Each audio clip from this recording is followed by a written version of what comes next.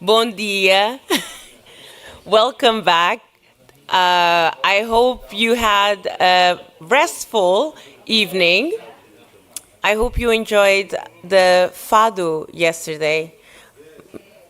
Yes, that was amazing, right? So I hope that you're ready for today. Today is our last day, but we have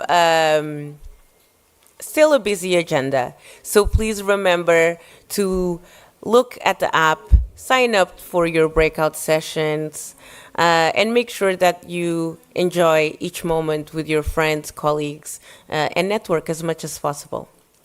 So this morning, we will be screening the preview of the human impact of dialogue, the film.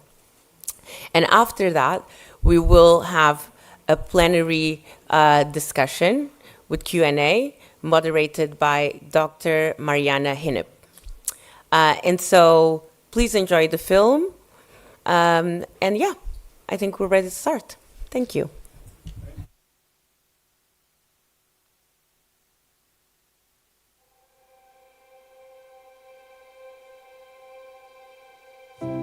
It was a very rich and enlightening year.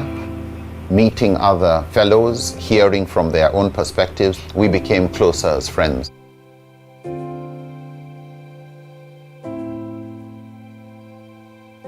I have never come across a training that made tremendous impact to my life as a person, to the life of the communities.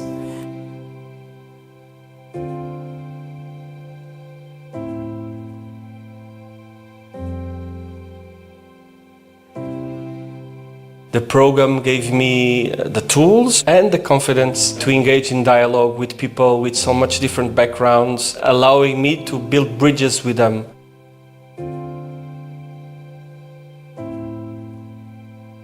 Joining KAICIID was a way for me to explore the world. This allowed me to engage with people I would have never engaged with.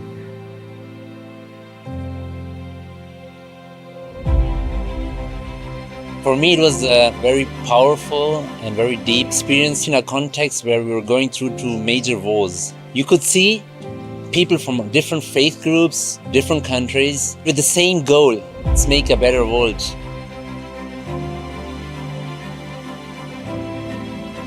If we can involve more women, the impact will spread it to the whole society.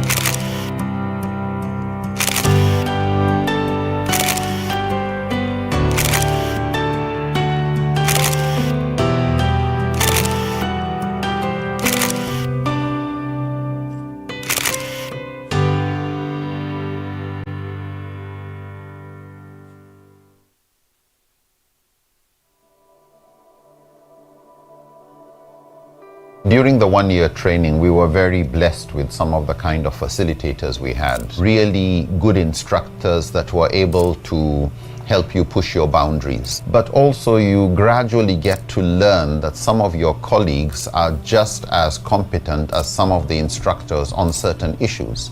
And they come with their own unique experiences that inspire, that also challenge the way you looked at things. There you find people you've never had the opportunity to understand. That forces you to realize how little you know about the world, appreciating that diversity, even if you don't agree with it. Everyone was brought on the table. The young, the old, Christians, Muslims, Buddhists, name them. Women were also there. We have been doing a lot of conversation with a lot of organizations. But when it came to KAICIID, their approach changed drastically. Interreligious dialogue gives you an opportunity to experience the other. Program connects people from different faiths, from different cultures, from different regions. That experience itself teaches empathy, teaches how to listen, how to collaborate, and all of these are the foundations of peace. The training prepares us fellows for a lot of things, including, I believe, how to build more inclusive and peaceful societies. The KAICIID Fellows Program began in my head and that of a few colleagues at KAICIID in mostly the second year of operation, which is 2014.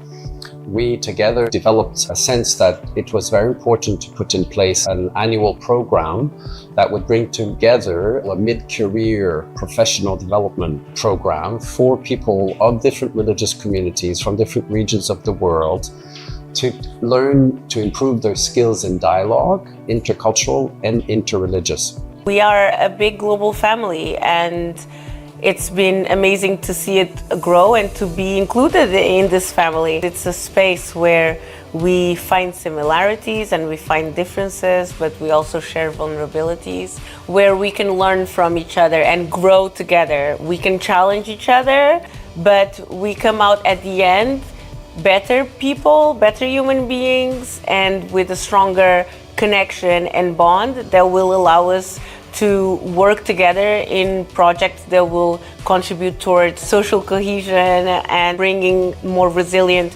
communities up. It's a big family with a very beautiful human touch. Having been both a fellow myself in 2019 and now senior program manager of the program, and what I think KAICIID in the Fellows Program does really well is it brings together people from across paths, from places where we might not normally interact, even though we have this same passion or dedication for dialogue and peace. So instead of just seeing academics at another academic conference, you also see practitioners, policymakers, religious leaders, bringing together about 550 practitioners and ambassadors of dialogue from around the world to a common vision, a common approach is extraordinary. We have fellows from half the countries on the planet so far, and we continue to grow. This year, we had a record number of applicants for the Fellows Program.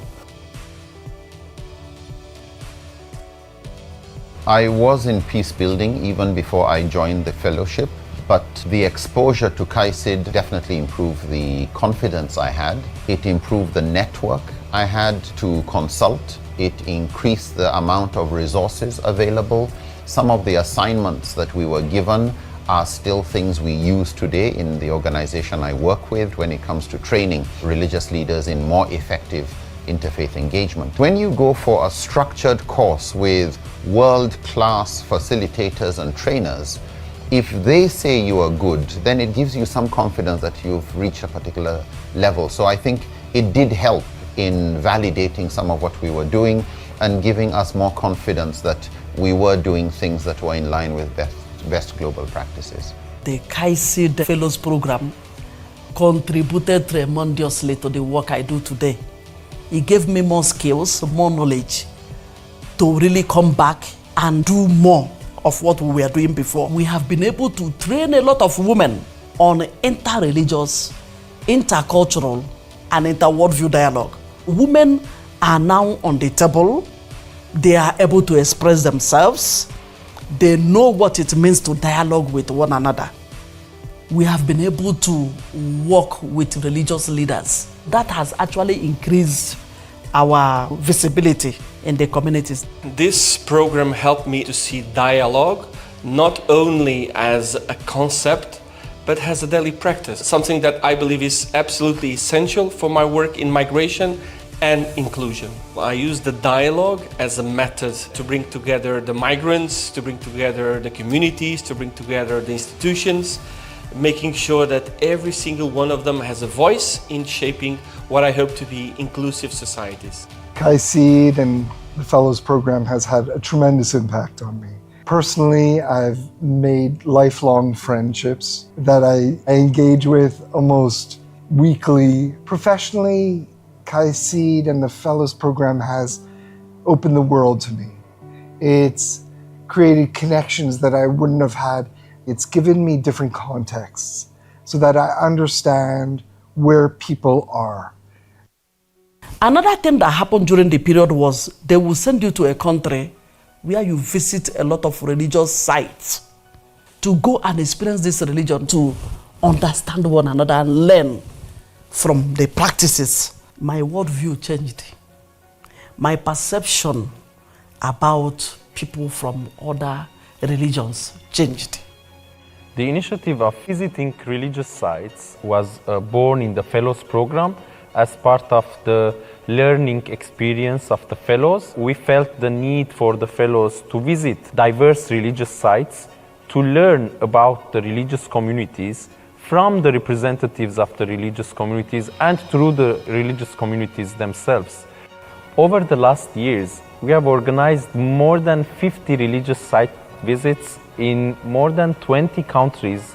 And in all these religious sites, there was something new to discover. Through religious site visits, we can increase the awareness and knowledge of our participants on the legacy that religious sites represent and the cultural, historical, traditional values this site bring to humanity.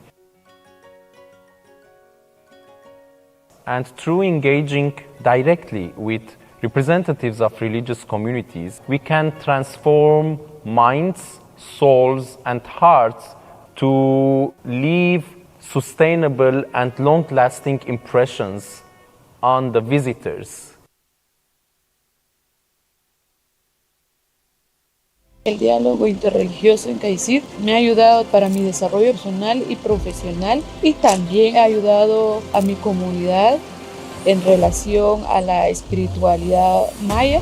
Últimamente hemos tenido diálogos interreligiosos con diferentes religiones. Vamos avanzando en este camino gracias a las estrategias, el apoyo que nos ha brindado KAICIID. Eso nos ha ayudado al momento de dar charlas, de escuchar, de respetar y poder tener un diálogo y llegar a la paz conforme vamos.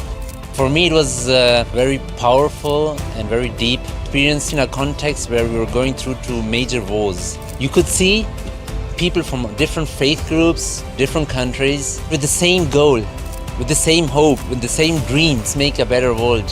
Let's have a world with less suffering, less wars. We see that we have more than 50 armed conflicts and more than 20% of population living under war circumstances. Therefore, dialogue and these platforms which KAICIID is providing, especially for young youth leaders or faith leaders, is essential to create a better tomorrow. Being in diverse countries brought me a very structured perspective towards having a peaceful dialogue. Fellows bring so much of richness in knowledge, in ideas, and so much of passion to this world. I think it should become like a global hub where all the fellows are ideally leading the policy changes, driving those local communities to impact the entire globe. Dialogue is a very empowering tool. It brings us the inner dialogue first, and that promotes a transcendental relation with ourselves and also with others. I truly believe that KAICIID will create even more fellows committed to peace building. So I wish everything that is good for KAICIID and to all trainers, because I really believe in what KAICIID is. There is no way that you could develop sort of a better understanding of the complexity around how people interpret often incredibly differently particular themes or particular situations in different parts of the world without understanding that we need the tools of dialogue to get to that broader understanding. Our Fellows program is quite unique in approaching things in a way that is putting dialogue at the heart with a complex understanding of the world to be better equipped to respond to those complex challenges that humanity faces today. Working every day with the fellows, I clearly see what makes this community unique. For me, it's a combination of diversity, genuine care for one another, and the spirit of generosity. We have people coming from different backgrounds, religions, and cultures, yet They approach each other with an amazing sense of willingness to share and to support each other. And it's not only about sharing knowledge and skills and expertise, it's actually celebrating each other's success. And it's also carrying each other through the most difficult moments. Sometimes they come from really tough and complex situations or contexts. Having their energy and commitment participating in this program, but also their energy on how they show up for their communities is what really makes me proud of supporting such a global community. People forget that this is not just about dialogue. This is about showing up even when times are hard, even when there's very limited resources, but they still show up and do the work, still able to create safe spaces for their communities to come together.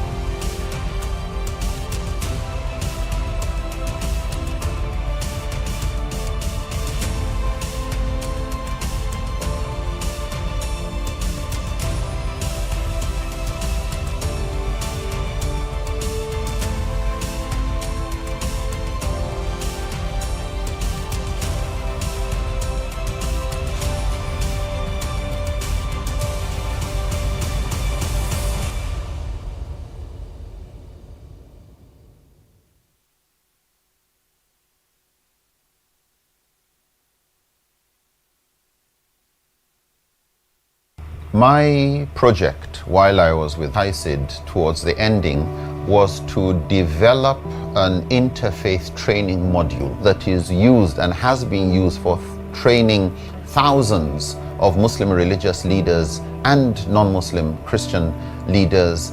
We had a training manual that we had used for training many people, and KAICIID was the first organization to support us with funds to publish that material. We've published over 10,000 copies and distributed them. We call the book Muslim Relations with Christians, Jews and Others.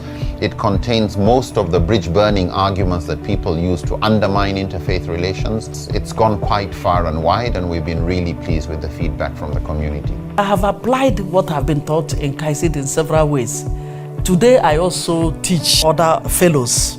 One of us that graduated also in 2015 started a fellowship program here in Nigeria. I also use the knowledge to train people at the Interfaith Dialogue Forum for Peace, another organization that was started by KAICIID. They have invited me several times to help in facilitating programs on interreligious and intercultural dialogue. It has actually created a lot of visibility in what we are doing, even here in Plateau State. Everybody knows what KAICIID has contributed to the peace writ large that we enjoy today in this state. I received note whilst I was doing my T1 that we received a grant to run the program Charita that we are running now since 2017. Then all the work that I had been doing with KAICIID came into that program, as well as the work I had done in the arts and storytelling in the past. By engaging with people I wouldn't have had the opportunity to, I could bring those stories back to my community. Through my work and through the fellowship, I've been able to engage in Muslim countries. And as a Jew of Iraqi background, whose family were in some of those lands, I've been able to face my own history and my own culture. Through my initiative, I developed an interfaith women's community here. Every year, we have training on conflict resolution and also interfaith dialogue. We work together with many educational institutions, including university and schools, but also from the government. I also become a speaker in many academic forums. I facilitate many workshops and many trainings, not only focusing on interreligious dialogue, but also on women and also democracy.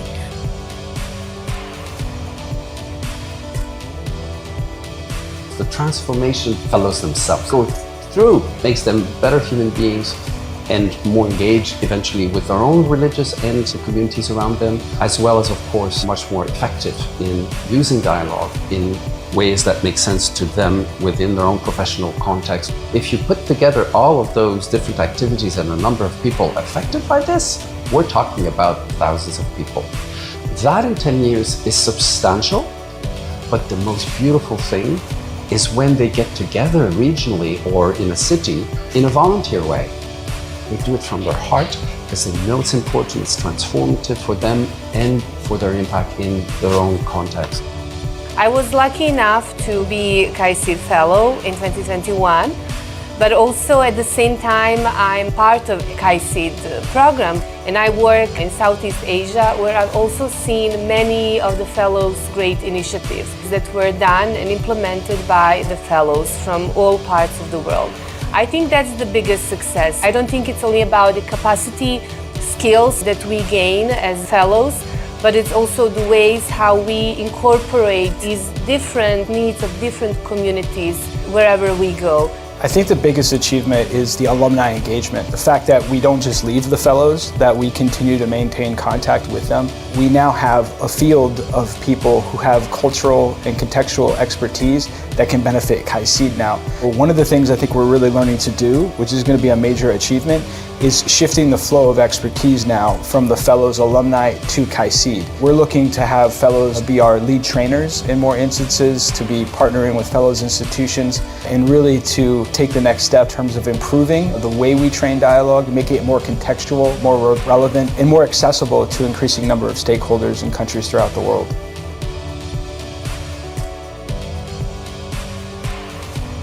As a member of the alumni network, the most important responsibility I have is to keep the legacy of interfaith engagement, to continue training. The time will come when we will leave. Global warming is not just physical. The environment is getting more toxic, not just in the climate, but also in media. And we need people who can deal with the pollution of airwaves, making communication more civil. This requires grooming more of the next generation to be better at dialogue, to be more proactive in their curiosity about others and the desire to build bridges and networks across the various divides. I was one of those that formed the KAICIID Fellows Alumni Network. And my responsibility is to keep on the journey, promoting inter-religious, intercultural, and inter-worldview dialogue. And that is what I'm doing, that is what I will continue to do. They call me Mama KAICIID. It is not for nothing.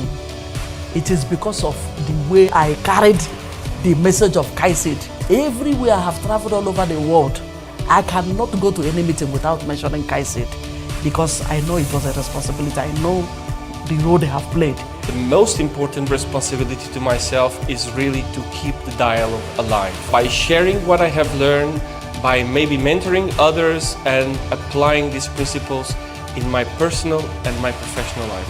One of my biggest responsibility as a fellow in this network to become a role model, but also to inspire more people to do the dialogue.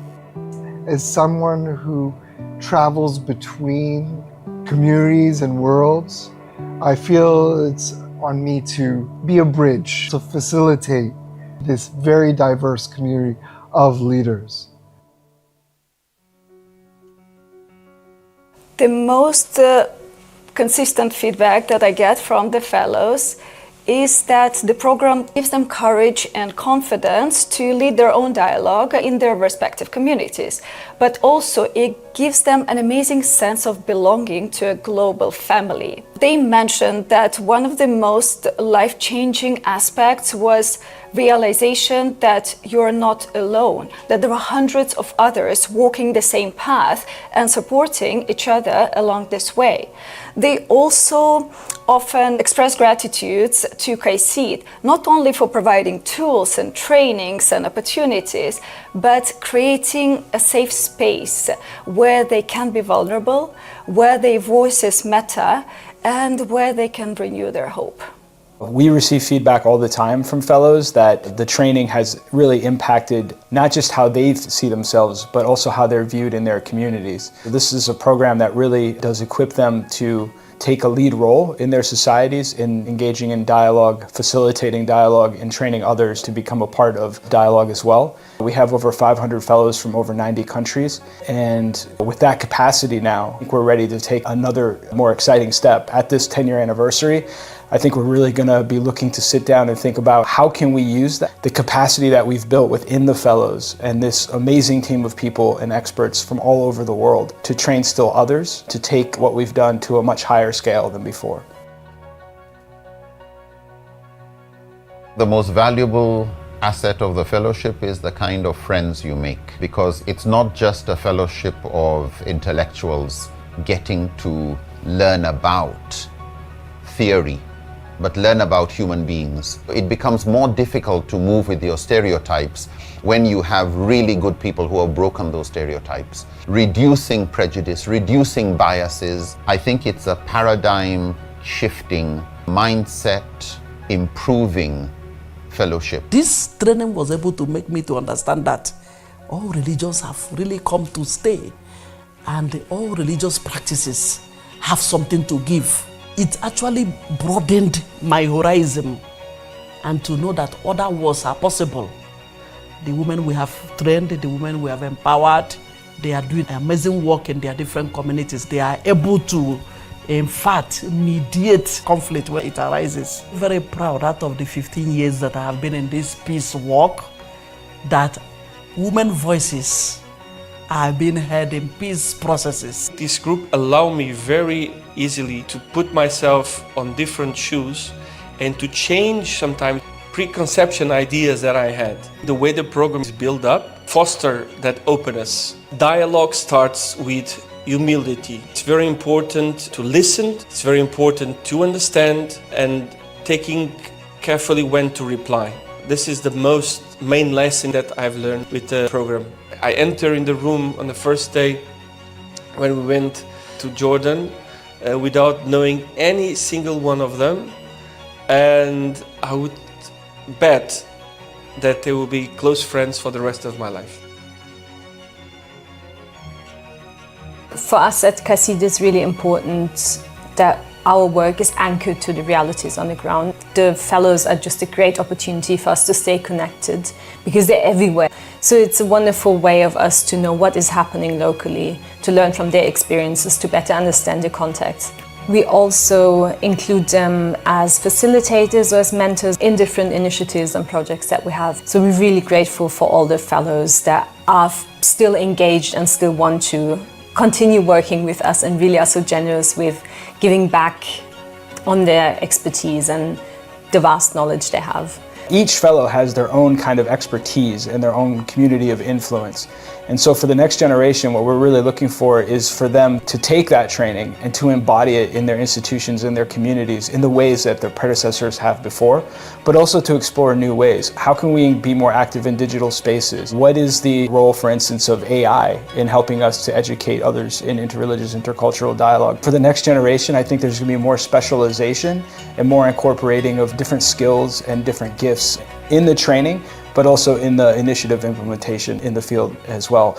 We're really excited about the different initiatives that the fellows bring. Some of them are linked to policy change. Many of them are artistic, related to tech and digital spaces, and we hope to see much more of that going forward.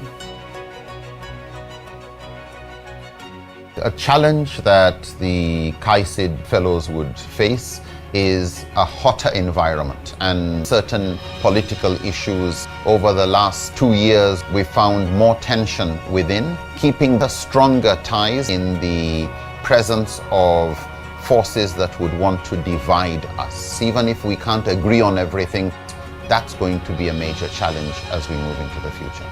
We live in a world where a lot of challenges are really coming up. Religion can be a tool for peace, it can be a tool for conflict.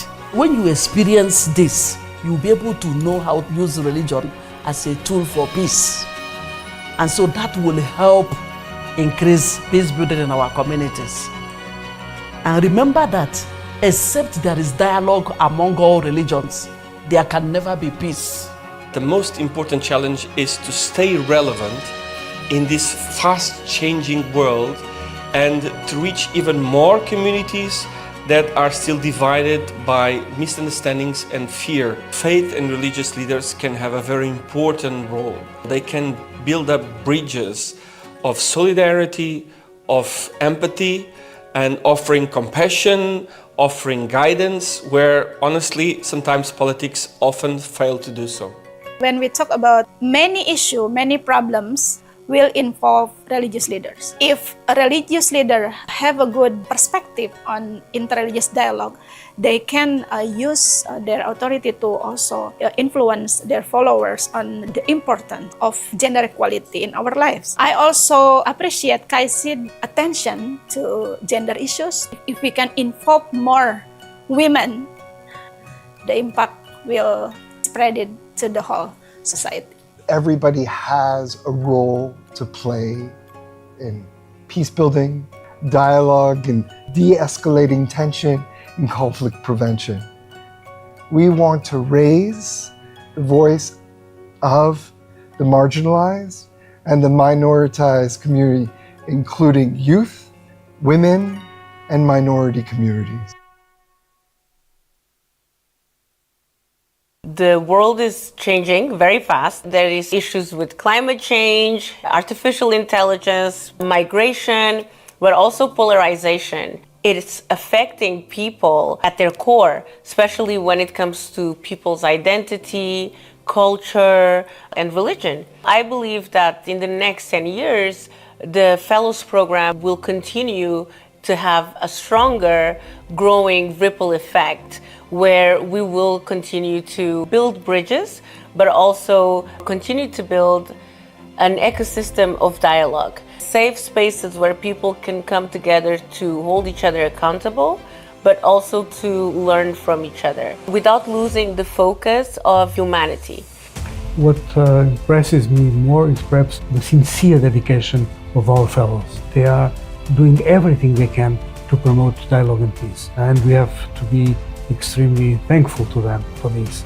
They have been totally committed to spread our values, and they are really heroes because they face difficulties, but still they have the courage to go ahead and to do their best, and the results have been very clear in so many places. This is so important in the days that we are living, difficult days in so many regions.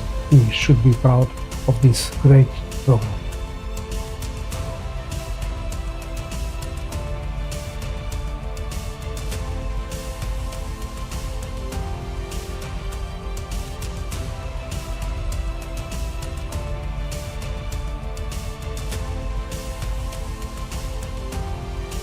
The purpose of dialogue is to see how we can collaborate better, but to respect each other, not just because of our common ground, but also respecting the differences. It's not avoiding them, but acknowledging them and giving them their space and appreciating their legitimacy. For the next generation of peace-building fellows, I would say read and listen. You have 2 ears and 1 mouth, and that ratio is important, that you listen twice as much as you speak. The most important factor in bridge building is your own cohesion and your ability to deal with your own internal hotheads. My hope for the next 10 years of interreligious dialogue in Africa is to bring more people on board. A lot of work still needs to be done. More religious leaders also should be trained to come up. We need more religious leaders in this space. The way I see the next generation of fellows is as connectors. People who can hopefully translate dialogue in the real change on the ground, in the daily basis with real people. Dialogue is not a luxury, it's really a necessity for our shared future. If we believe this, the world can change. Dialogue, it's a way to build up on peace. And that's the first starting point that we need to take care if we want to achieve peace. Sit down and dialogue. Let us look at the work on the ground that goes tirelessly, especially at the local level. This is where we have to draw inspiration from. This is where there is hope. And this is what we need to multiply. And that's where the true connection occurs. The relations that happen because of dialogue, because of really listening to someone else and being heard and seen by others. That is our purpose. It is about us. It is the space that we must bridge. Join us.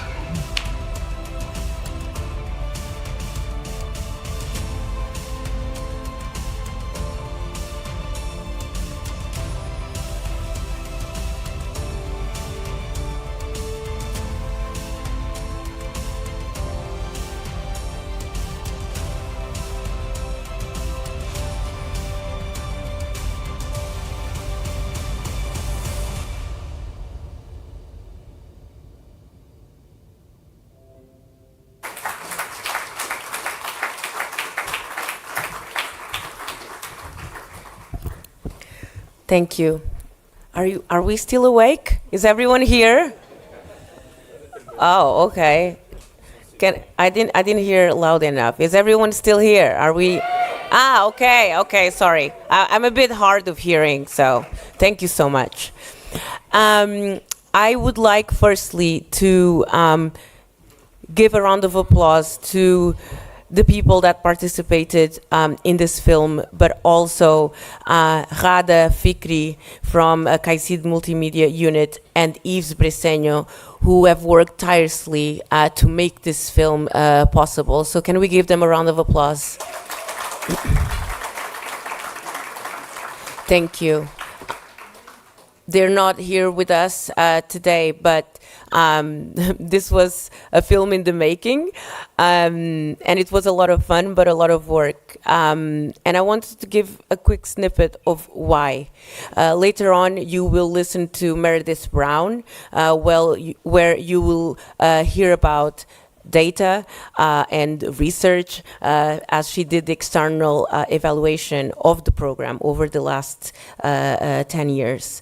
But we felt it was important to share stories because they are able to connect people. They create connection. These stories tell more than just numbers. They're more than numbers. And so we hope that you've been able to enjoy and feel the energy from our colleagues. With that said, I would like to invite Dr. Mariana Hinnep and our panelists to start plenary number 3, where we'll be talking about the film, but also there will be some space for a Q&A. Thank you. Mariana?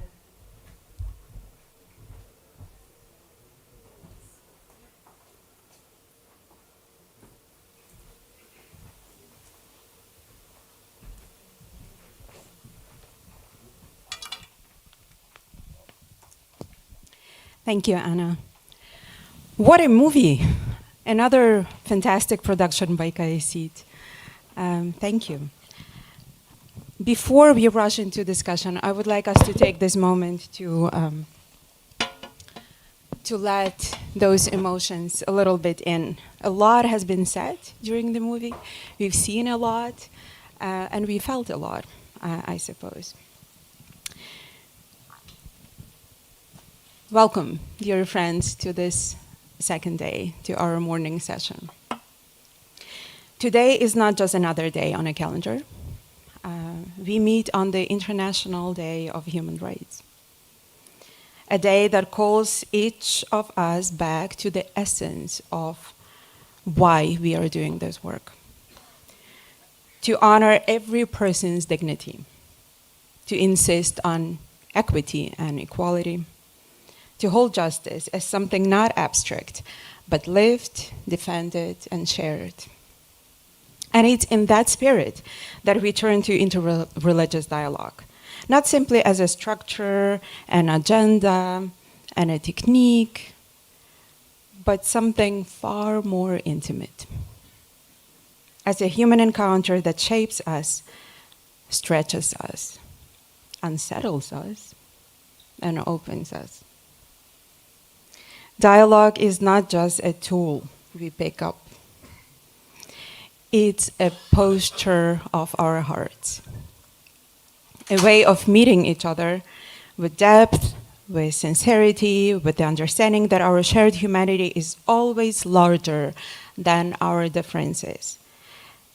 And now, with all that stirring within us, it is my joy to welcome those who carry these stories, not as theory, but as a lived truth. I am deeply, deeply honored to welcome some of our movie stars here, the protagonists whose journey we just witnessed, the remarkable interfaith leaders who walk into complexity with grace, and my dear fellows and colleagues, whose dedication continues to inspire far beyond what any film can capture. Throughout the film, we were reminded the dialogue is never abstract. It is embodied in real possibilities, but also very real challenges. And indeed, we all know that it has its specific texture: courage, fear, fatigue, and joy. It asks for active listening and is not possible without a mutual respect. So now, and I am turning to Justina here, looking back at your own journey and the work of your fellows, what moments stand out that show that what dialogue really asks of you? And what does it give in return? What is the most human moment you've experienced in dialogue, when it felt less like a process, but maybe more like a shared heartbeat? Thank you very much, Excellencies, the founding fathers of KAICIID, our professors, fellows, ladies and gentlemen. Permit me to say Happy International Human Rights Day to all of us. It gives me a very high pleasure to stand in our midst this morning to share my lived experiences of this little young girl who came from a background where I am meant to be seen and not heard. Coming from a background where patriarchy is the order of the day. Coming from a background where, as a woman, I am just meant to be in the kitchen, to take care of the homes, and to make sure that the babies are fine. This is the definition of where I am coming from. And in that particular environment, I was helped to build my capacities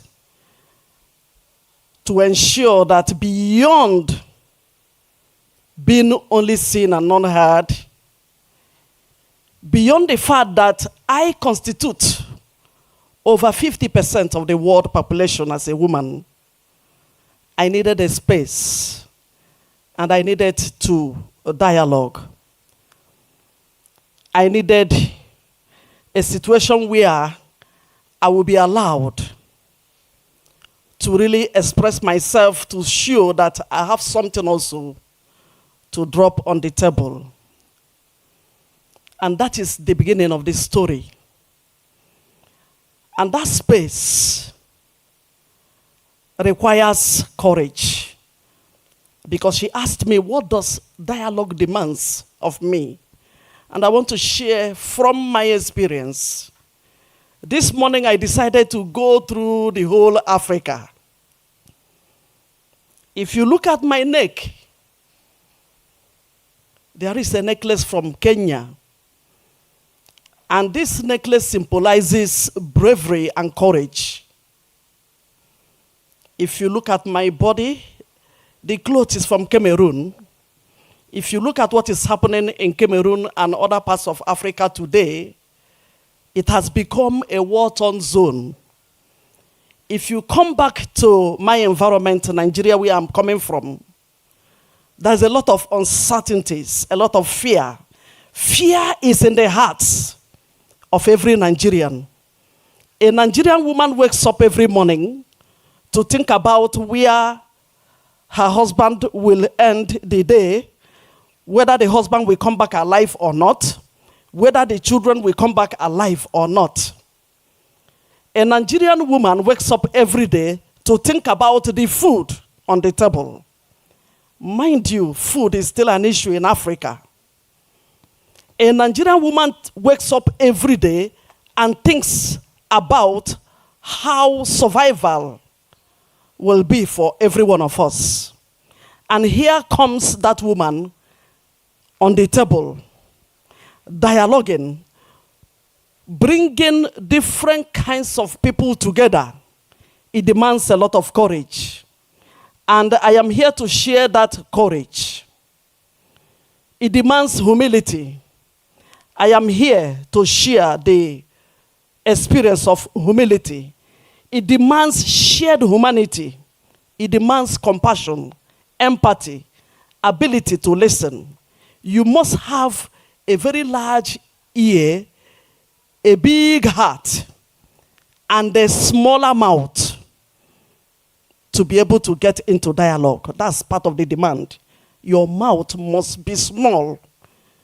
Otherwise, it is going to be very explosive. Explosion is almost happening in Nigeria because of an ordinary statement from a president of another country. We must have ability to listen, ability to suspend judgment, ability to leave your comfort zone and be able to dwell and dive into other possibilities. We must equip ourselves with those tools. It requires that I see humanity in others just the same way I feel as a human. It requires an open heart, a sincere heart, a heart that is ready to build trust, and a heart that is trustworthy.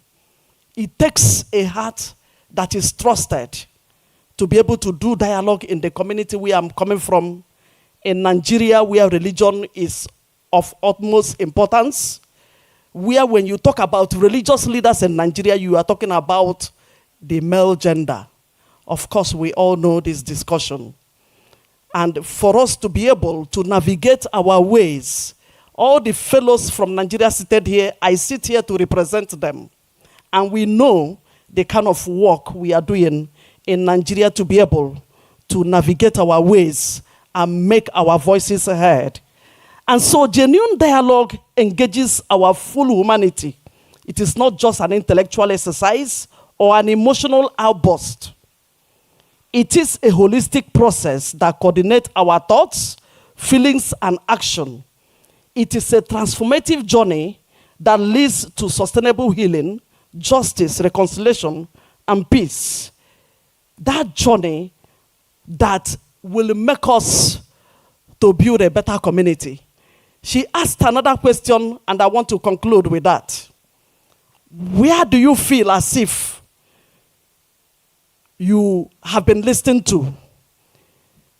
Jos, where I came from, was a polarized community.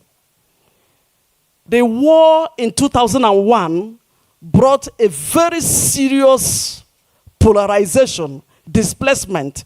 Communities were divided along ethnic and religious lines.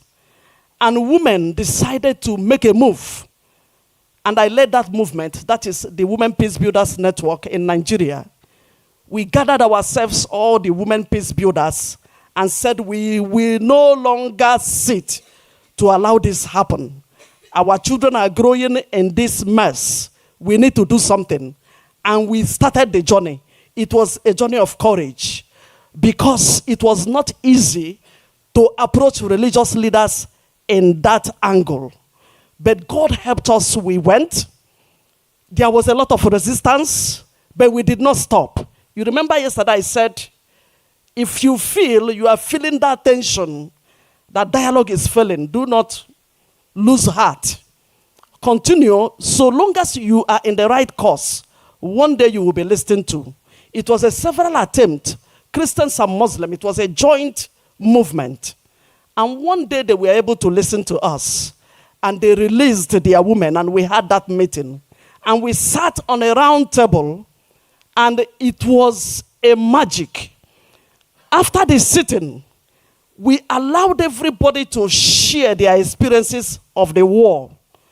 Christians and Muslims seated together in a round hall in a dialogic manner. And we were taking it one after the other. We asked the Christian, share your experience. The Christian will share. And in that sharing, it was so magical. The people we invited, we never knew that they lost their loved ones. But God did it for us. And everybody that stood up from the Christian side and the Muslim side lost one member of the family or the other. When they were polarized, they were all blaming each other from their spaces. And when they had opportunity to be in one hall, they were able to understand that everybody were affected. A woman from the Christian side will stand up to say, my husband was killed, my children was killed. A woman from the Muslim side will stand up to say, I lost my husband, and they were the people seated there.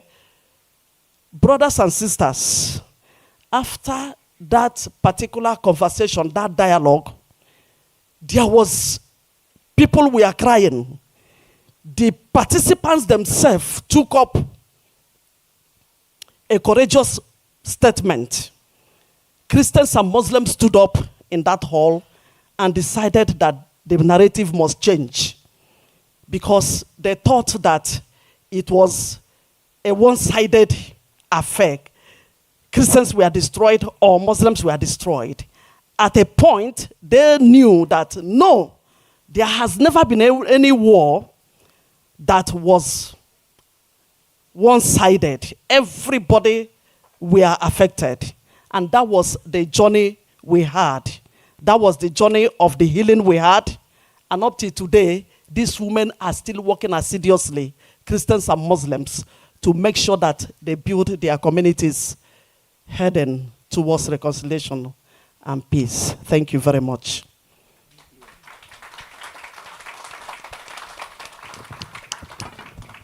Thank you. Thank you, dear Justina, for this beautiful witness of real presence, of real unity, of courage, bravery, in this very, very difficult and challenging times. Thank you for everything what you're doing. It brings me very naturally to my next question.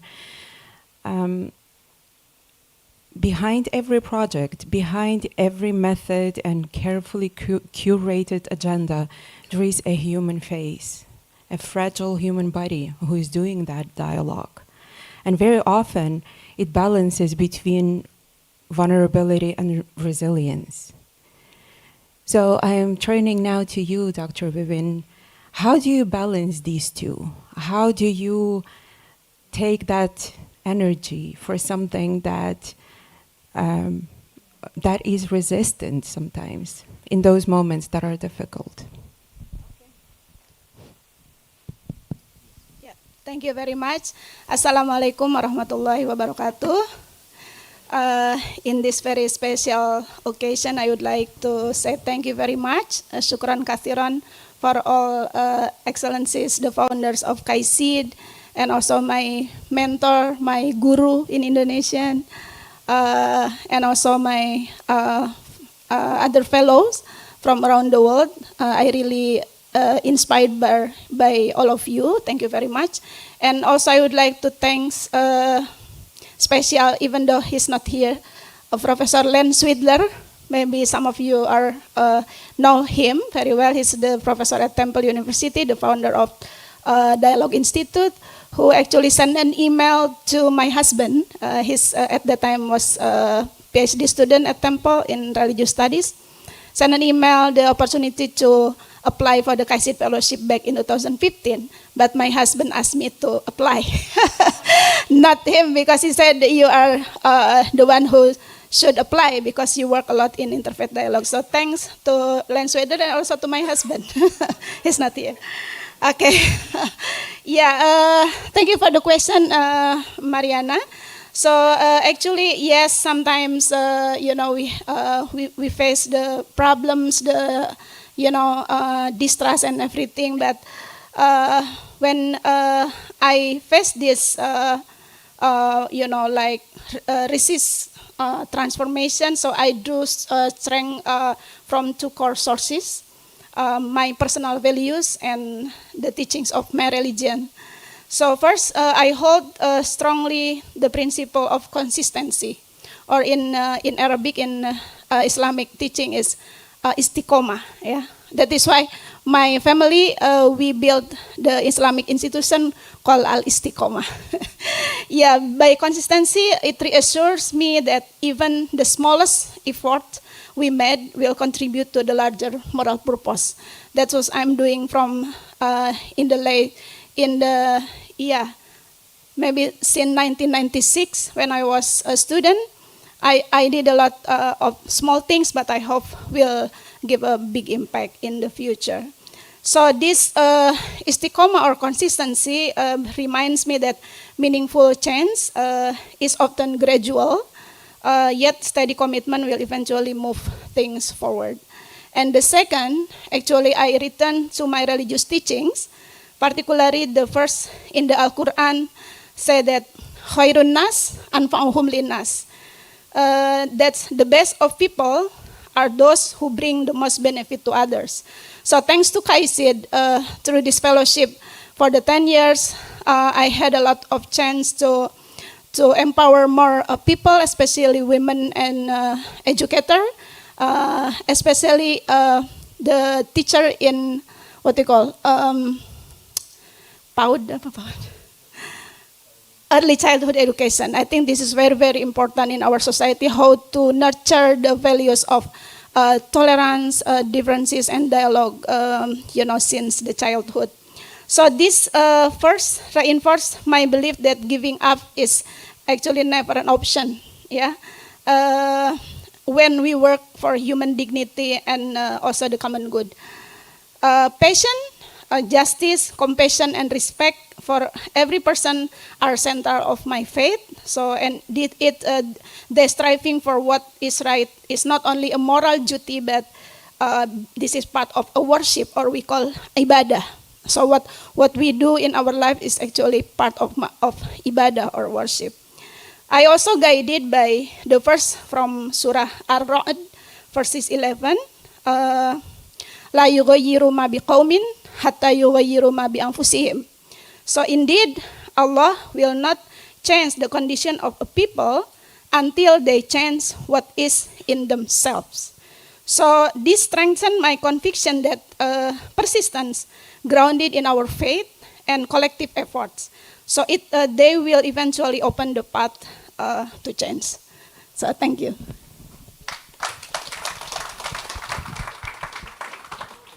Thank you so much, Dr. Vivin.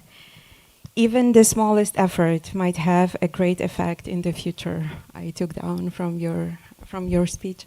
Thank you for that witness of doing, being consistent, and being there where you are being called to be at that moment. Father Nemim, we often witness how our dialogue appears in areas where care is needed for people, where wounds are still open. When times are difficult and we are facing painful situations and suffering, this is where our peacemakers and dialogue practitioners are appearing. Do you think dialogue can become a method of healing traumas, personal but also collective? Thank you. Let me start by wishing an early Merry Christmas to everyone. I feel that I'm not representing the Orthodox Church here. I'm representing the Arab youth or the Arab cohort, where there is 120 fellows from the Arab region. And we established the first teamwork use between 7 countries as a graduation activity, and we established KAICIID, the Arabic Youth Forum for Interreligious and Intercultural Dialogue, which become inside the core of KAICIID program. So going back to your questions, and when we face painful times, we go back to the spring, to the wellspring. And we go back to the definition of dialogue, where the first word is dialogue is a process.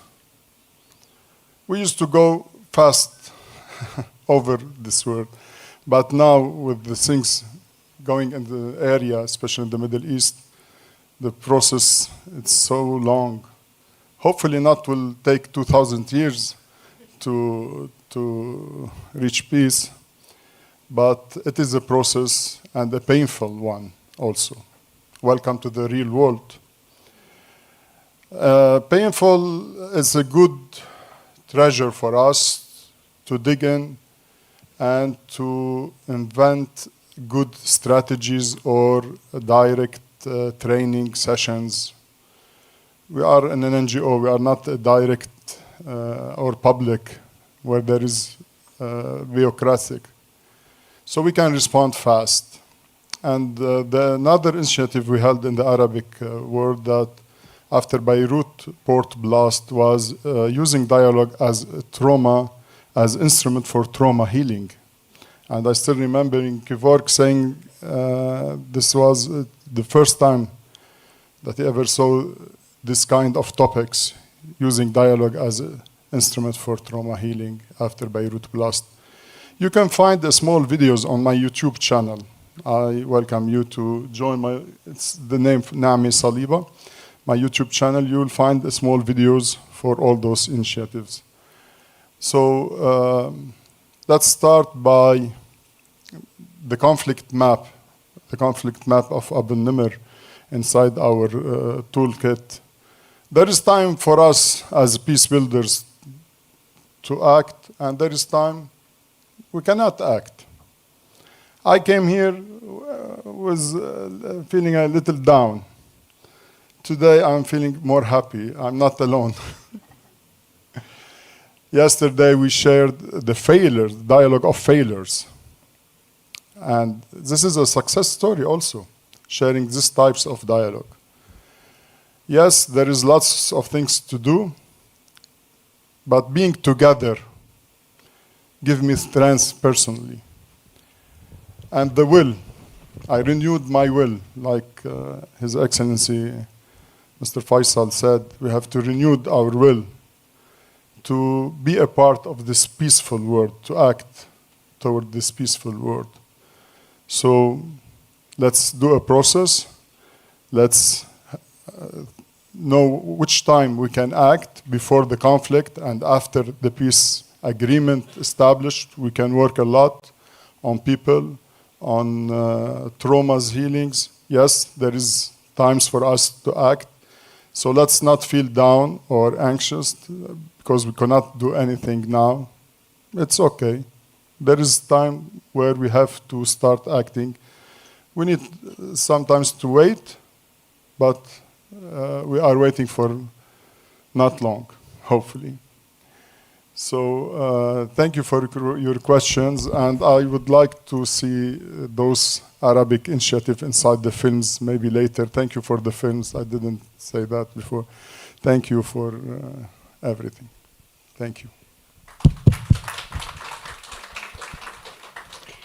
Thank you, Father Namim, for that witness. And your words are reaching very closely to me right now. As a Ukrainian, I am feeling this collective trauma every single day and witnessing powerlessness sometimes. But I would like to share with you a statement that keeps us together. And we say, together we are stronger. No, we are not alone. We are together, and together we are stronger. So thank you for that. Kifork, it's a special pleasure to have you on our planet. Thank you, and because of you, I am a fellow. You are not. It's not by chance that you are closing our panel today. You are an HR warrior at this moment, human rights warrior, human rights warrior at this moment, an attorney, advocate for human rights, bridging with intercultural and interreligious dialogue. So I can imagine that you are facing many situations when you see that human desire can reach only this far, and the rest is the resistance of the system. So the system is not supporting our initiatives. We often assume that intercultural dialogue, interreligious dialogue, can become a catalyst of societal change, social change. If this is so, what kinds of mindsets do you think have to change? Can you recall moments when dialogue was hitting its limits? And what could be done in such situations? Sorry for a difficult question, but I know you can handle it. Thank you, Mariana. Good morning, colleagues. Sabah al-khair, bon dia. To be honest with you, I would like to start with a confession. The moment Anna sent the agenda with the description of the panel and also the objectives of the panel, I was tempted, I was dialoguing with myself and somehow in a conflict whether I should use the so-called or supposedly expert, personal coach, psychologist, therapist, the ChatGPT, and I was going to act as the best panelist and propose some talking points to achieve the following objectives. And I'm sure it could have given me lots of interesting bullet points. And then the word human was on the top of the title, and the human impact of dialogue. I was I'm not going to do this. This is wrong. I will be contradicting myself and my values, and I'm not using ChatGPT for this task. So I'm glad that I managed to do that. And by the way, thank you for meticulously putting all this together. I know firsthand how stressful, extremely difficult to achieve all this and to coordinate all these efforts and come up with this excellently done event. So congratulations once again. Now, to answer your question, Maria, it's a very complicated one. I think everything has its limits and conditions and certain contexts, including dialogue. I believe firmly that we need to have clear expectations from the idea of dialogue. And as we often argue that religions are misused or abused to provoke tension or conflict or justify the use of violence, I also observe that sometimes the concept of dialogue is being misused to justify certain failures within our ecosystems. And we cannot expect, as we cannot expect from the fish to climb a tree, we cannot expect from dialogue things that is not designed to achieve. So I think it's very important to have clear expectations, and for me there are a couple of them. The most important one is the idea that through dialogue we ourselves as humans, we learn if we are open to learning, and we transform ourselves, and through that we transform others. This is the starting point for me for any dialogue processes. And before starting this journey, I was growing up with the mindset of, very biblical mindset of treat others the way you want to be treated. And it's a very beautiful principle that I carry with me till now. After really spending a couple of years in this journey, I realized that it's also very difficult to treat others the way they want to be treated, the way they want to be understood or recognized, acknowledged. And that was a dilemma that I faced, because not always I had the same way of treatment. So when we are able to balance the way we want to be treated and the way others want to be treated, I guess we can address the challenges that dialogue circles can present.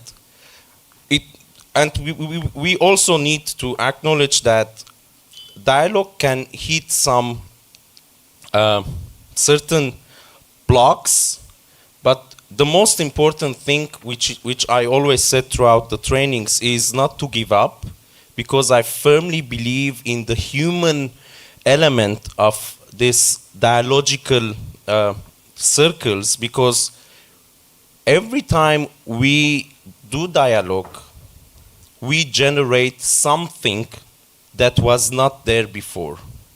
At that generation, not generative AI, generate something that is human-made, that was not there 5 minutes before the start of that conversation. And that is something, sometimes it's very difficult to put into words. Rabbi Rosen yesterday was referring to the divine presence. Maybe that is the divine presence, because we generate something. And I think what we generate often is something we really need so much nowadays, is hope. We generate hope through dialogues, and if we understand that instead of cursing the darkness, every single one of us can light a candle, I guess we can never give up, and we can never justify the failure of dialogues or trying to undermine the power and the potential of dialogue. I would stop here, but in a nutshell, I think a dialogue is one of the blessings that we as humans have, enjoy, and we should nurture it as much as we can for our human dignity, to ensure that our human essence is nurtured, our dignity is fulfilled, acknowledged, and preserved the way that that is described in our all spiritual texts. Thank you.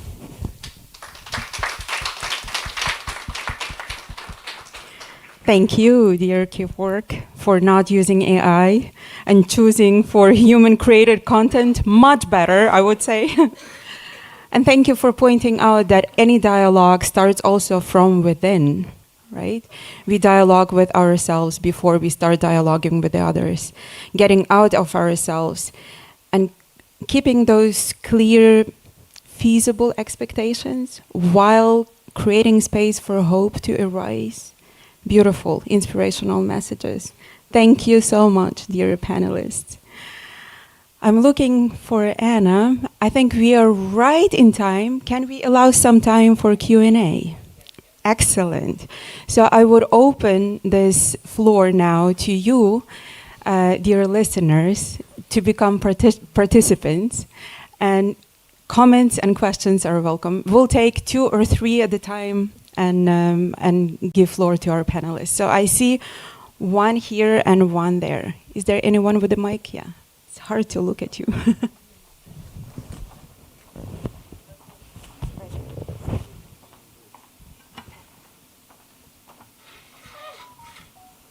السلام عليكم ورحمة الله تعالى وبركاته. سأتكلم باللغة العربية. الدكتور جمال بعجاجة من المنطقة العربية، زميل كايسيد دورة 2023. I am a KAICIID fellow from 2023 from Morocco. Tunisia, pardon. تونسيا، من تونس، من جامعة الزيتون. من جامعة from الزيتونة University. أشكر جميع الحاضرين. أشكر كايسيد على إتاحة هذه الفرصة. أشكر ماما كايسيد التي عرفتنا بتجربة مهمة في الحوار، ولكن نحن نسأل أين بيبي كايسيد؟ الأطفال ينتظرون نتائج الحوار. ماذا نقول لهم؟ أطفال العالم ينتظرون السلام والمحبة، ولكنهم يواجهون عالما من الحروب والإبادة. كيف نجيبهم و6000 عائلة محيت من سجلات المدنية؟ آلاف الأطفال يموتون، ومع ذلك في فلاسفة كبار يبررون ذلك، فلاسفة التواصل وفلاسفة الحوار. نذكر على سبيل المثال الفيلسوف هابرماس. كايسيد تمثل ضمانا لحماية الحوار والدفاع عن الحوار من أجل الأطفال ومن أجل المحبة ومن أجل السلام. شكرا كايسيد. Briefly, I cannot do a verbatim translation, but I will do my best. I thank KAICIID, I thank the organizers for this event. I also thank Mama KAICIID for her efforts, but my question is where baby KAICIIDs are, because the world is asking for results. What are the results of dialogue? There are thousands of kids are being killed. There are lots of wars, genocides are going on. 6,000 families were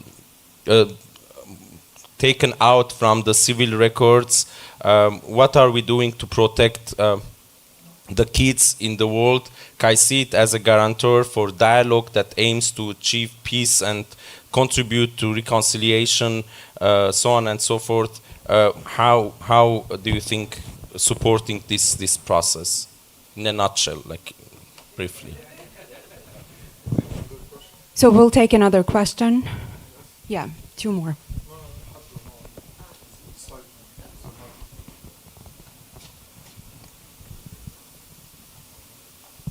Hello, good morning. Assalamu alaikum. I'm Musli Dasan from the Philippines, KAICIID Fellow International back in 2016. In the past, well, almost 2 days ago, and I've been observing, I've been listening, and I'm doing some discernment. I think my question is 2 points. Based on my personal experience, KAICIID was able to help me in my work in the university, in my CSO and NGO work, and in my work as part of the government in the peace process. So my question is for the panel to comment on first. Is it also be possible if we invite members of the parliament or politicians to learn about dialogue? Yesterday we heard that as CSOs and NGOs we can only do much, but if we engage those policymakers and them that are discussing things in the parliament, in the plenary, I think they also need how to bridge the gap. And it also leads to my second question, that for you to comment. We're doing interreligious dialogue, intercultural dialogue. And what about ideological dialogue, inter-ideological dialogue? Is it also be something that the fellows and the future fellows could also adapt and learn? And thank you so much. Thank you. We'll take one more question before we turn to the panel. Good morning, and thank you so much. Such a wonderful panel discussion. I'm Swati. I'm coming from Canada. So as Professor mentioned about the policymakers' inclusion towards the dialogue, I totally agree on that. So very recently, I had the opportunity to meet with the MP and the youngest MP of Canada, and she's been very much interested to work with the inclusive education, particularly childcare. So I'm working with the early childhood educator, and I had the opportunity to facilitate for one panel discussions and workshop with them, but mostly with the education perspective. But in Canada, we observed that religious education is a very missing part for inclusive education. So we are trying best for who are interested, the mothers, the parents, to educate their children in Islamic education. Why not? So we are advocating for that, and we are raising this concern to the policymakers in Canada. So I have a question to Vivin, that how we can address in a very wonderful way to merge the policymakers and the educators in this particular field of ICD, IRD. Thank you so much, and such a wonderful, thank you. Thank you, Swati. So please, whoever feel called. Thank you very much. My brother, results of dialogue. It's been a very, very serious, challenging question. Every day, we talk about it. Recently, I was invited by a parliament of a country when Nigeria was highly heated. And then the question, just like you have asked, was thrown at me. Too many dialogues, too many interreligious programs, too many Christian-Muslim relations in Nigeria. And then, what is it that is still going wrong? That people are being killed, people are being displaced, things are still happening. And I answered. My answer was very simple. I said, if it was not because of the dialogue engagement we are already having, maybe Nigeria would have ceased to exist. Yes, it would have been a completed history. And it changed their thinking again. And that was how they opened more spaces. And so, let us not at any point lose heart because of the dialogue we do. We think it is not working. It is working. I want to tell us this morning that it is really working. For example, the women we trained in our localities, one of the things we did was to pair them. We paired women from different communities, different cultures, different religious backgrounds, and they started relating with one another. We are talking about the human impact of dialogue. How do you build this confidence on people where they will start relating, not minding where they are coming from? I can bet you that in some of these communities we work with, the women do not mind now whether you are a Christian or a Muslim. They have decided to come together as Christians and Muslims to fight anything that is not working in their communities. And so, it is no longer a situation where because someone or a child committed an offense, and because that child is a Christian, Christians are supporting the child, even though everyone knew that this child has gone wrong. No. It is a situation where this child will be handled by Christians and Muslims together. These are what we are doing. Our professors are here. They said one of the skills we need to learn is our ability to transform a conflict-habituated system to a peace system. And this is what we try to do. Despite the fact that as you speak, I was almost trying to cry because I know it is happening even in my localities. Children are dying, women are dying. Those who we are not able to die are displaced. But then, do we stop? We cannot stop. This is the more reason why we need more people to be on ground to talk about these issues. Secondly, like what they said about engaging with police, this is another area of conversation which we are doing. And I thank God for KAICIID, because KAICIID too have tried to relate with governments of countries. Like in Nigeria, KAICIID tried his best to be in relationship with the government of Nigeria, and that has also given us space to engage. And because of that, we are engaging with policymakers, institutions, and that is why they have institution networks. This is what is happening in Nigeria. For us in Plateau State, we have worked with the Plateau State government, and today we have a gender commission, first of it in Nigeria. It has been established there in Plateau State. And so this is what happens when we work with government institutions and policymakers. Thank you, Justina. Thank you, Justina. So we are moving to Vivin. Thank you very much for the question. Yes, I would like to respond to Brother Mussolini and also Sister Swati. I think, the inviting the member of parliament is not only possible, but it is a must, I guess. Yeah, it is necessity, and maybe KAICIID in the future can develop the program especially for a member of the parliament. But I also thinking that the member of parliament also very much related to the political parties, right? So I think in the future maybe it also need to involve the leaders in the political parties to, let's say, to engage in this kind of fellowship, or maybe the conversation on interreligious and intercultural dialogue. And Sister Swati, I would like to share my experience related to the capacity building program for early childhood education teachers back in 2019.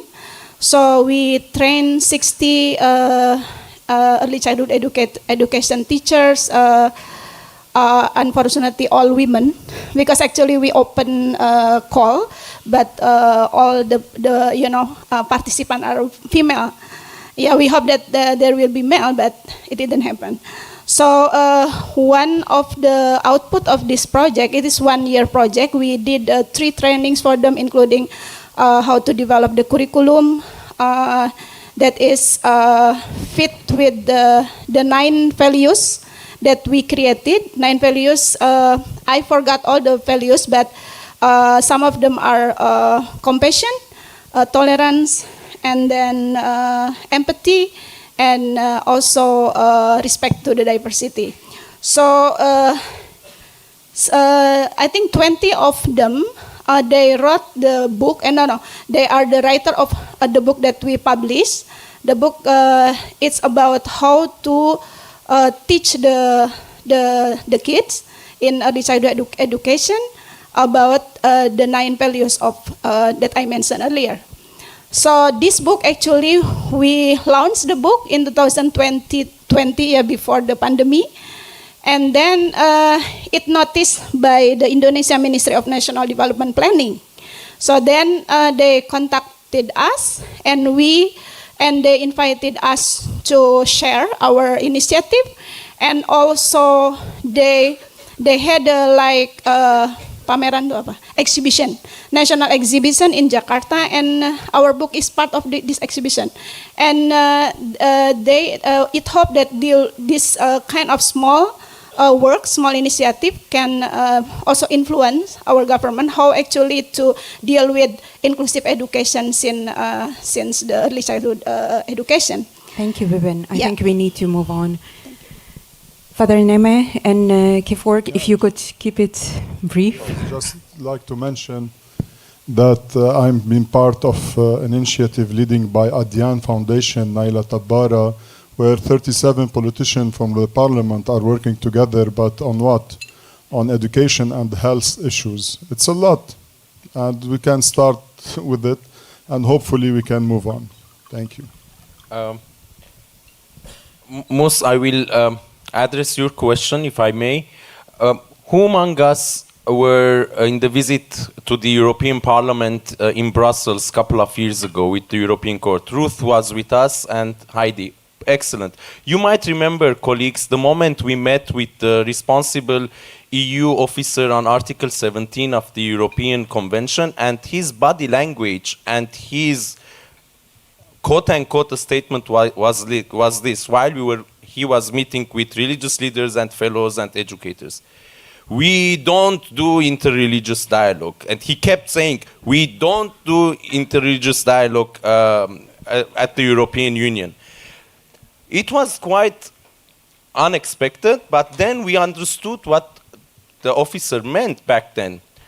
Because of the nature of the European Union and Article 17 of the treaty or the constitution, what they meant is that they don't initiate and they don't engage themselves into dialogues between religions, but rather the EU and religious communities under the treaty obligations, they need to engage into dialogue. And this is where KAICIID's intervention is extremely important to, on one side, coordinate the efforts of the religious leaders, diverse religious communities, and be the bridge between with the policymakers, in this case parliaments on local level, regional level, even international level.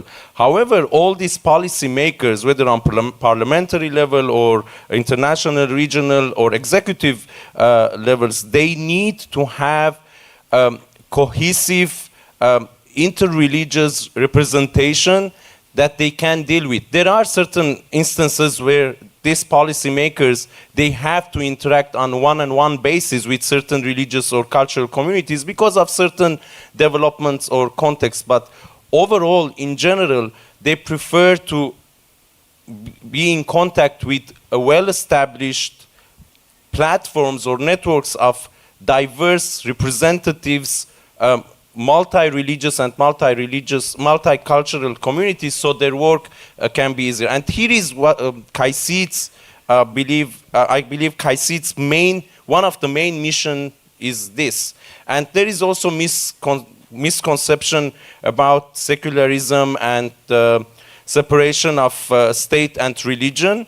Can we take this during the coffee break? Sure. That second part of the... Okay, I will address that, but in a nutshell, yes, absolutely, we need to do that, and we have a crucial role to play in that process. Absolutely. I agree. I totally agree with you. Not much has changed at that level, at the Article 17 discussion level. So yes, indeed, if we can do any dialogue in the place that is created for us to do, because this is what they do, then we should take our small steps. I do understand. Yeah. Since we half a minute, less than half a minute, because it's about the human impact of dialogue. If we want to have impactful dialogue, we need to be in person together and to reduce the virtual and online engagements as much as possible to have a meaningful, impactful conversations. Because we humans, we need this in-person interaction and encounters. Otherwise, it will be incomplete. I will end with this. Thank you very much. I am so happy you took that last minute. I would like to listen. Thank you so much. I'm not rushing our dear panelists off the stage, okay? This has been amazing. So give a round of applause for the wonderful panel. Mariana, you did great. Thank you for accepting the challenge. Just a quick word as well. It is important to note that this is the preview screening of the film, meaning it's not the final cut. So we hear your feedback already. Professor Abu Nimer has contributed as well, and so we'll make sure that that's included. And also our Arabic representative, Dr. Amal Iman from Egypt, will also be included in the final version, which we'll share with all of you in January 2026. So thank you so much. But before you go, His Excellency Faisal bin Muammar would like to say a few departing words. Your Excellency, please.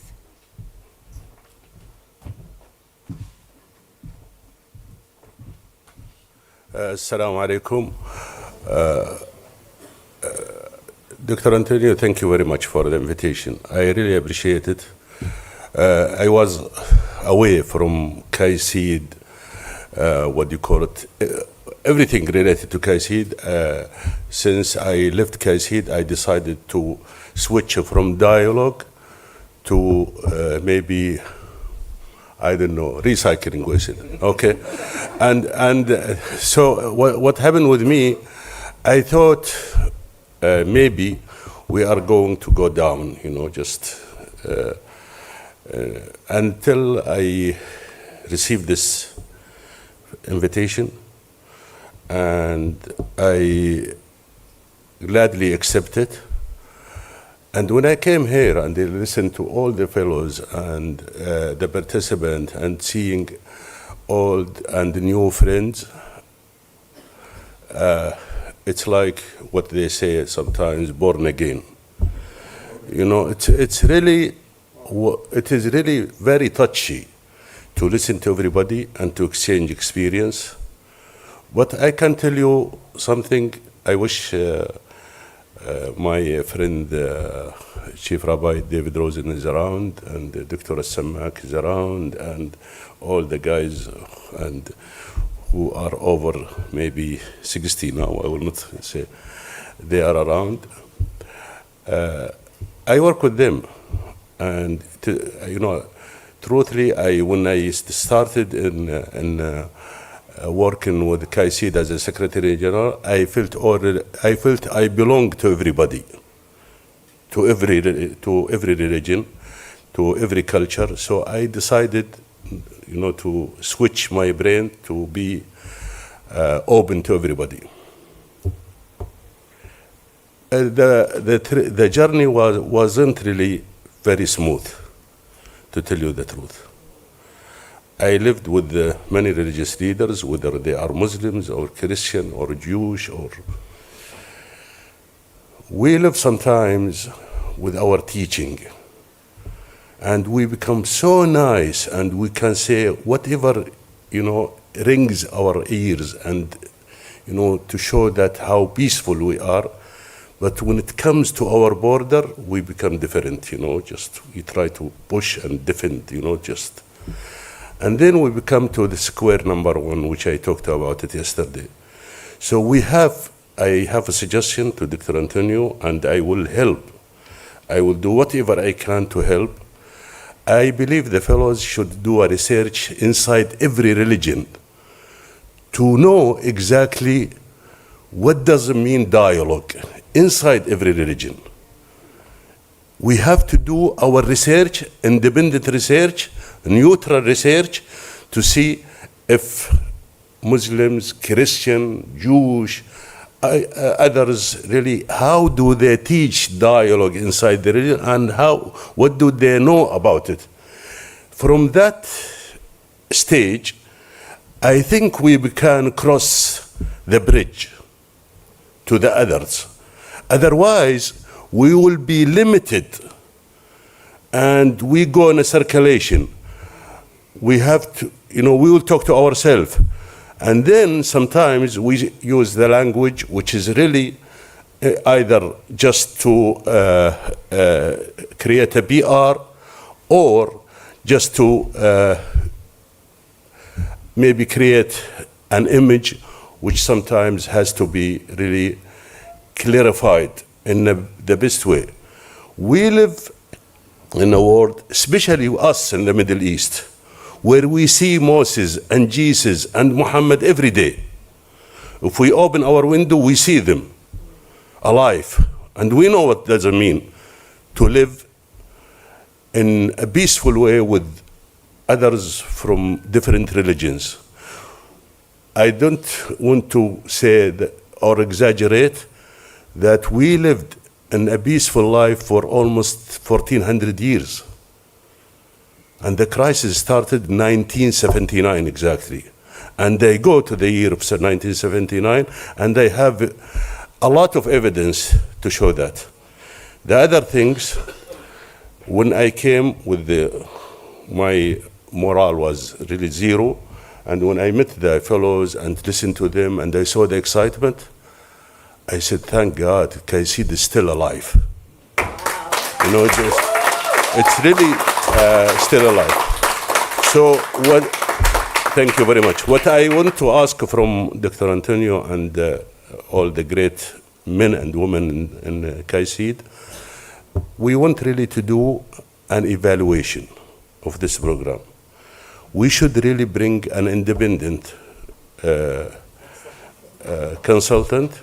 And thank you, this is really, you are doing a great job. But you know, just why I am saying this, I talked to Dr. Antonio, and I promise that I will do my best after the evaluation to take all the results and the strategy of the fellows and to take it to a sustainable way of guaranteeing that this program should continue forever. Because it's really,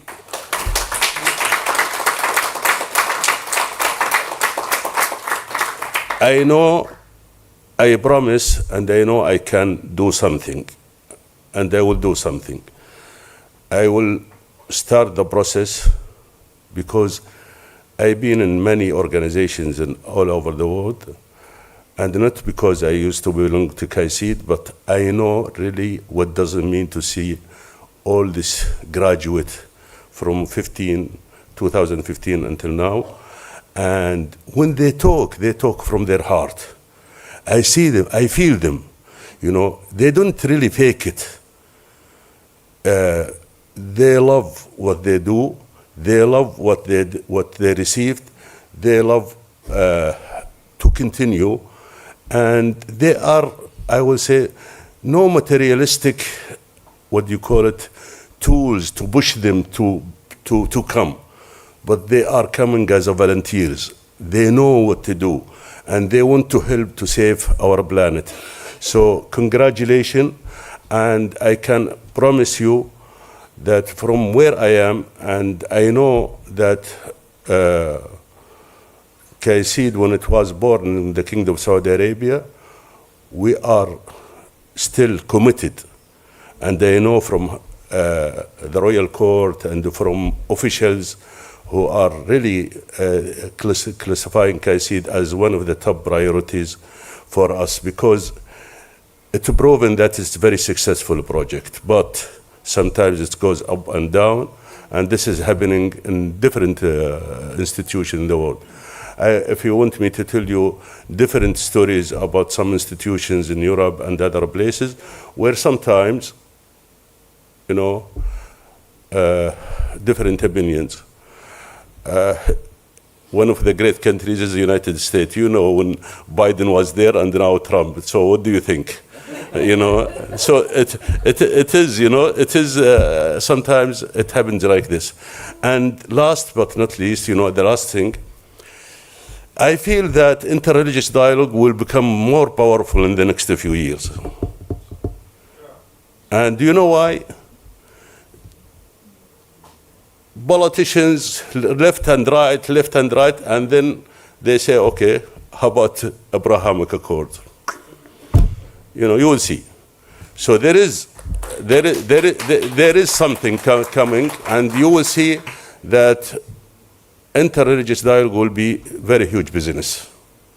Very huge business. And we will see how to deal with it. But you are the one who will really make it succeed, because you know it and you received it. You didn't fake it. I stand many times in many meetings, in many occasions.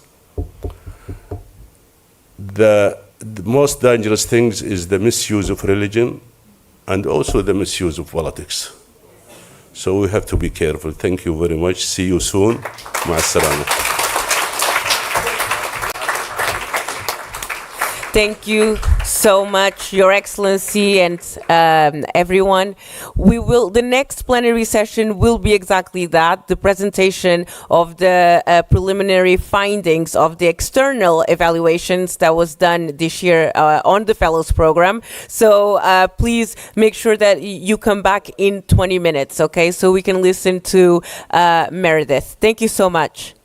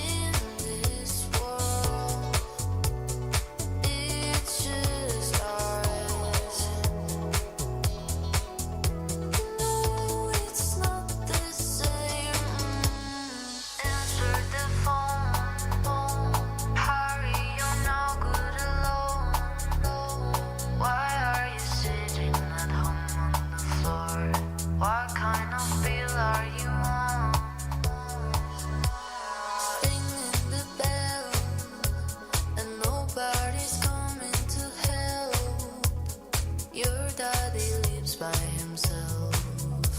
He just wants to know that you're well. In this world, it's just ours. You know it's not the same as it was. As it was.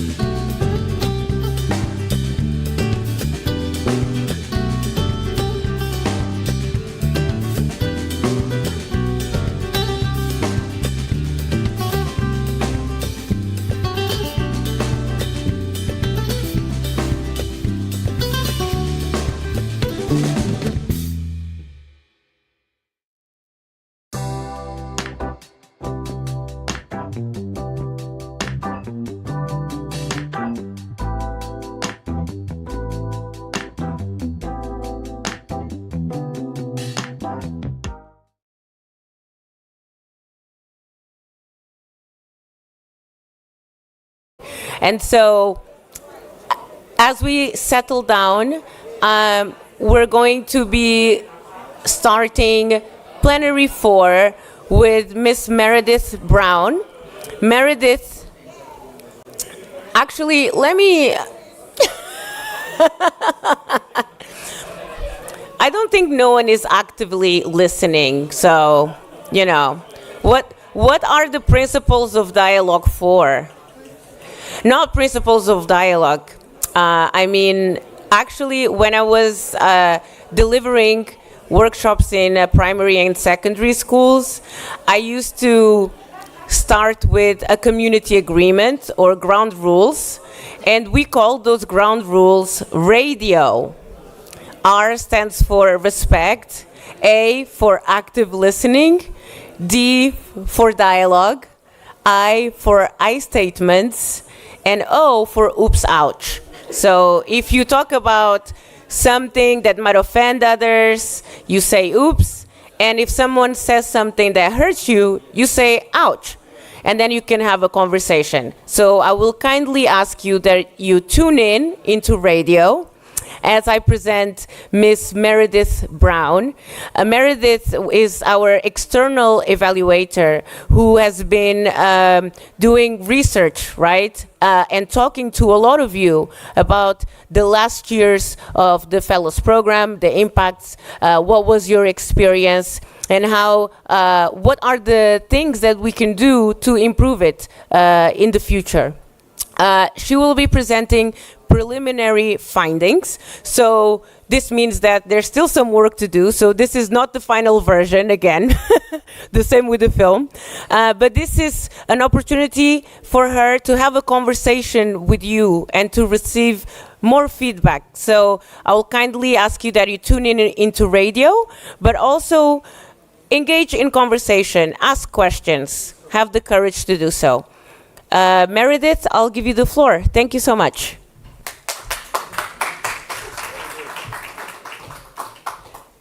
Good morning, everyone, and thank you to those of you who came back.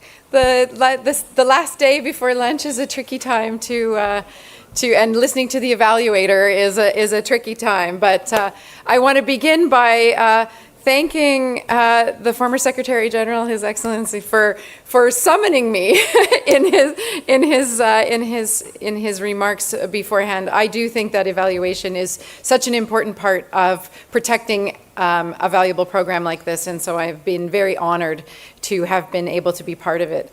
And I'm really, frankly, grateful to all of you for allowing me to be part of spending the last day and a half with you, as well as for the generosity that so many of you showed in taking part in this evaluation. My goals for between now and your lunch, which I know I stand in the way of, are to share my preliminary findings with you and my perspectives with you, and to hopefully have a shared conversation. So it's not all just going to be me talking at you until lunch, about some of the aspects of the path forward. I want to apologize now for not having the slides also available in Arabic and in Spanish. I really wanted to soak in my time here before I was ready to put slides up to make sure that I really had a feel for the environment. And so I was adjusting the slides as I went along. And my Arabic is only 3 words at best, and my Spanish is not much better. However, I promise that I will speak to the content of all the slides. So if you're listening in your language, everything that's on the slides I will say and will come into your ears. And as Anna mentioned, I want to be very clear with you. These are my preliminary findings. I have been using this forum to continue to gather data, to have really important conversations with all of you. And I've been looking forward to this opportunity to engage with you as a group, to follow up on the ways that you've already shared with me, the survey, the focus groups. It's a really important part of the evaluative process that participants have an opportunity to kick the tires, if you will, of an evaluation, particularly with respect to recommendations that might affect them. And so you've all been very generous to me, and I want to share that back to you as we move forward. In my view, and in the approach that I've brought to this evaluation, evaluations are not negative, even if they are critical. Rather, they're an opportunity to pull in information and ask questions that might not otherwise get asked as everyone is going about their busy jobs, and to use the answers to those unasked questions to reflect on the opportunities for everyone involved to advance the goals. And so I want to commend KAICIID for engaging in this process, as well as for engaging in it in this very transparent way with you. I think that that's a really positive sign, and I'm really hopeful that our shared efforts to answer those unasked questions will provide good guidance back to KAICIID. I don't want to leave you in any suspense before I start showing slides. The top line is this is a tremendous program. I've heard so much pride and warmth in the last couple days about this program, and it's well deserved. The work of the Fellows Program, the training of over 500 of you, continuing those relationships with you through all of the different ways they do that, the grants, the engagements, the institutional relationships, this kind of ongoing conversation in a very complex context. It's what's created all of the impacts that you've been describing here, that you've been demonstrating through your conversations, and that you shared with me. And it's what I feel is driving this very clear passion for this program that I'm feeling in the room. So my role is to explore what makes it such a tremendous program, but also to call out where there are vulnerabilities, where there are opportunities, and what the potential responses to those vulnerabilities and opportunities can be. So, where you see in my findings that I'm calling attention to something that might seem like a criticism, it's because it's my job to support the protection of the parts of the program that you hold dear. It's my job to shore up where there are vulnerabilities, and to do the work that the former Secretary General just called us to do, which is to protect this important program. And in my view, one of the best ways to protect a program is to make sure that the people who care about it are engaged in protecting it. So that's the role, that's the job for today, and my job as we move forward. I want to just give you a really quick overview of the methodology. I won't spend a lot of time on it, but I do know that there are a lot of academics in this room, and so I don't want to deny you the opportunity to enjoy a quick methodology conversation. This evaluation, like many evaluations in this kind of a world, is multi-pronged. So it inquires across a number of criteria. These are the international best practices, the OECD DAC criteria, that allow you to be able to sort of paint a broad picture of how the Fellows Program has created value, and to use that information to make recommendations moving forward. So this evaluation is very centered in a forward-looking approach. I inquired into, and this will be familiar to those of you who spent time with me in the focus groups. I asked about the relevance. Is the program doing the right things? The coherence. How well does the program fit into its environment? Its effectiveness. Is it achieving what it set out to do? Its efficiency. How well are the resources being used? And its sustainability. Will the benefits last? And for those of you who are into methodology, I use a theory-based methodology, including aspects of contribution analysis and adaptive approaches to account for the complexity of the environment. This isn't this global engagement is not an easy environment to operate in, and so I wanted to be sure that my methodology accounted for that. And I am going to speak briefly on my findings on all of these criteria today, but my hope is that where we will focus most is sustainability. That's where I really want to test my conclusions, really want to get some feedback from you and get the guidance that you have to give that I can include in my report. So a quick timeline.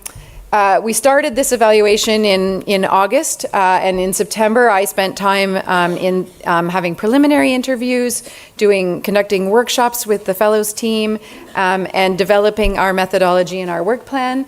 I spent October and November in what we call data collection. So 150 of you responded to the survey that I sent. Thank you so much. And over 60 of you took part in focus groups with me. So, it was a very busy data collection phase.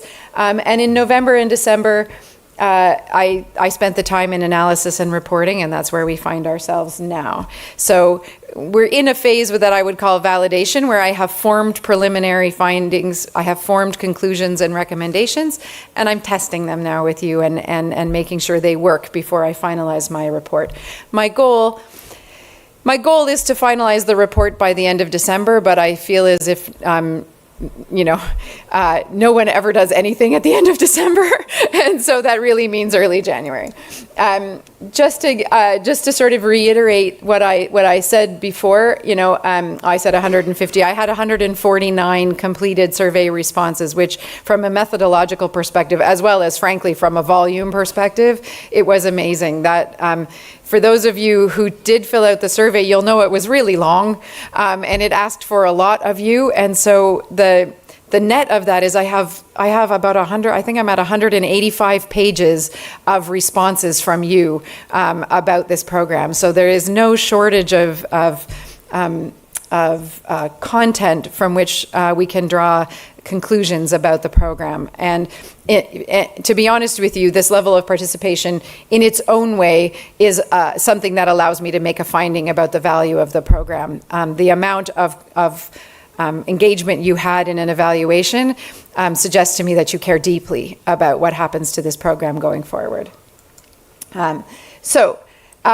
These are my conclusions because as I said, I don't like to keep anyone in suspense. I prefer to start with the conclusions and then we'll work our way forward.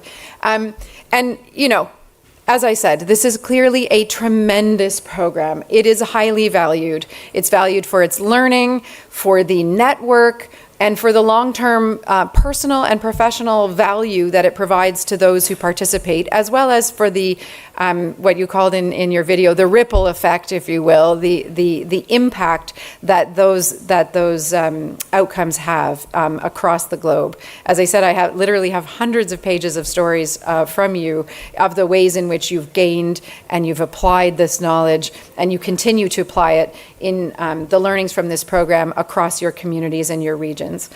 I also, you know, in my conclusions and as a part of this first point, I really want to commend the Fellows team because, as you will see from my presentation, I believe they are doing an absolutely excellent job in an increasingly challenging environment. And so I want to be very clear that I was entirely impressed by the Fellows team, as well as by the other, what I've come to understand, beloved members of the team and contributors over the years. And that where I make criticisms, they are not about the team that is delivering the program, but rather they are about the framework of the program and the ways in which we can strengthen that. I do believe that there is an increasing gap between the program expectations and its capacity, and that gap is creating risks to your engagement as alumni, risk to program delivery, risk to staff capacity, and potentially down the road, risks to the program's reputation. So when I am saying I want to focus on sustainability, I want to begin to close that gap. The gap between expectations and capacity. And I just want to share with you a very non-scientific depiction of that gap, so that I can really make sure I'm clear with you about what I mean. This program has been in existence for 10 years, and over the life of a 10-year program, yesterday I recall, you know, sort of some descriptions of the program as sort of a preteen or a child that's now growing into maturity, and you know that's what this program is as well. And so a lot of the realities that I'm going to call out are not surprising for programs in this time period. I've divided the experience of the program into 3 phases, what I've called a build phase, the beginning, in which the resources and the expectations of the program largely aligned, in which there was a lot, there was a huge build, a huge launch, and growing expectations. In a period, in the sort of the middle period, in about 2018 to 2021, you would expect a program to begin to do consolidation, to begin to take the learnings that happen in a chaotic building phase and consolidate them, to build the tools to ensure that you're ready to understand and grapple with the impact and move forward. In that period of time, the program experienced a number of fairly significant disruptions, which I have indicated with arrows, that are not, frankly, many of them not unique to this program. The loss of funding, or not loss of it, but decreased amount of funding is something that has happened for a number of years in the development world and is continuing to happen. So I'm sure decreased funding is a reality for many people in the room, and it's certainly a reality for this program as well. As well as, you know, the program, the entire organization moved in that period. There were changes of leadership. There were a lot of things about the program that introduced instability or uncertainty or disruption into the time period. And when you introduce disruption, and in particular decreased funding, you begin to have a compounding effect on that, right? As all of these things occur at the same time, the capacity of the program to continue to deliver, to meet the high expectations, continues to be challenged. And so while this program did continue over this whole period to try to meet your expectations, cohorts continued to be trained and delivered, engagement continued to happen, all of these wonderful events continued to happen, it continued to tax the capacity. And that's where I am I view it as my job to call that to your attention so that we can think in supportive ways about how we begin to close that gap and support the program to meet your expectations, to meet your needs, and to in a way that doesn't overburden the capacity of the program. And I will elaborate on this as we move forward. And I think these are challenging messages to deliver to a group who has been so excited about the program. But I want to deliver it to you because you're so excited about the program. I want to be sure that we're able to take the excitement that you have and turn it into figuring out how we collectively sustain such an important program. And I appreciate the ideas that the former Secretary General was already describing. I'm going to move now into talking about my preliminary findings in each of those categories that I described. So I said the first category is relevance. Is the program doing the right things? And as part of that inquiry, we ask, is it aligned with KAICIID's mission and goals? Is it aligned with global and regional goals, including yours? How targeted and relevant is the selection of the fellows? And has the program adapted over time to meet the changing needs of the world? So, and I apologize for small print on the slides, but hopefully you get the idea with the large bars, and I'll walk you through it a little bit. The reality is, and my finding is very much that, and your feedback was very much that the program is highly relevant to you, that it continues to speak to the needs that you've identified. It continues to matter to you and to support the goals of your personal goals as well as the goals of your organization and the goals of the people that you serve. And these are, this graph shows results from the survey. You see the blue bar is strongly agree and the red bar is agree. And the other colors that you can't see, because there were very few of them, are disagree, strongly disagree, and not applicable. And so these statements are, the fellows training provided me with new skills and information. I found the fellows training personally rewarding, and I found the fellows priorities and training content relevant to the issues and needs in my region or my organization. So there, from my perspective, there's no question about the importance and relevance of this program going forward. And so it's been, I think, the underpinning of the conversations that you've been having over the last 2 days is, why does this matter to us? Why is this relevant? And so, definitely starting from a place of it matters and it's very important to you. However, I do think that there are risks to the continued relevance, easily responded to in my view, but requiring response. The first is that, I've described it as shifting target groups confuse the mission.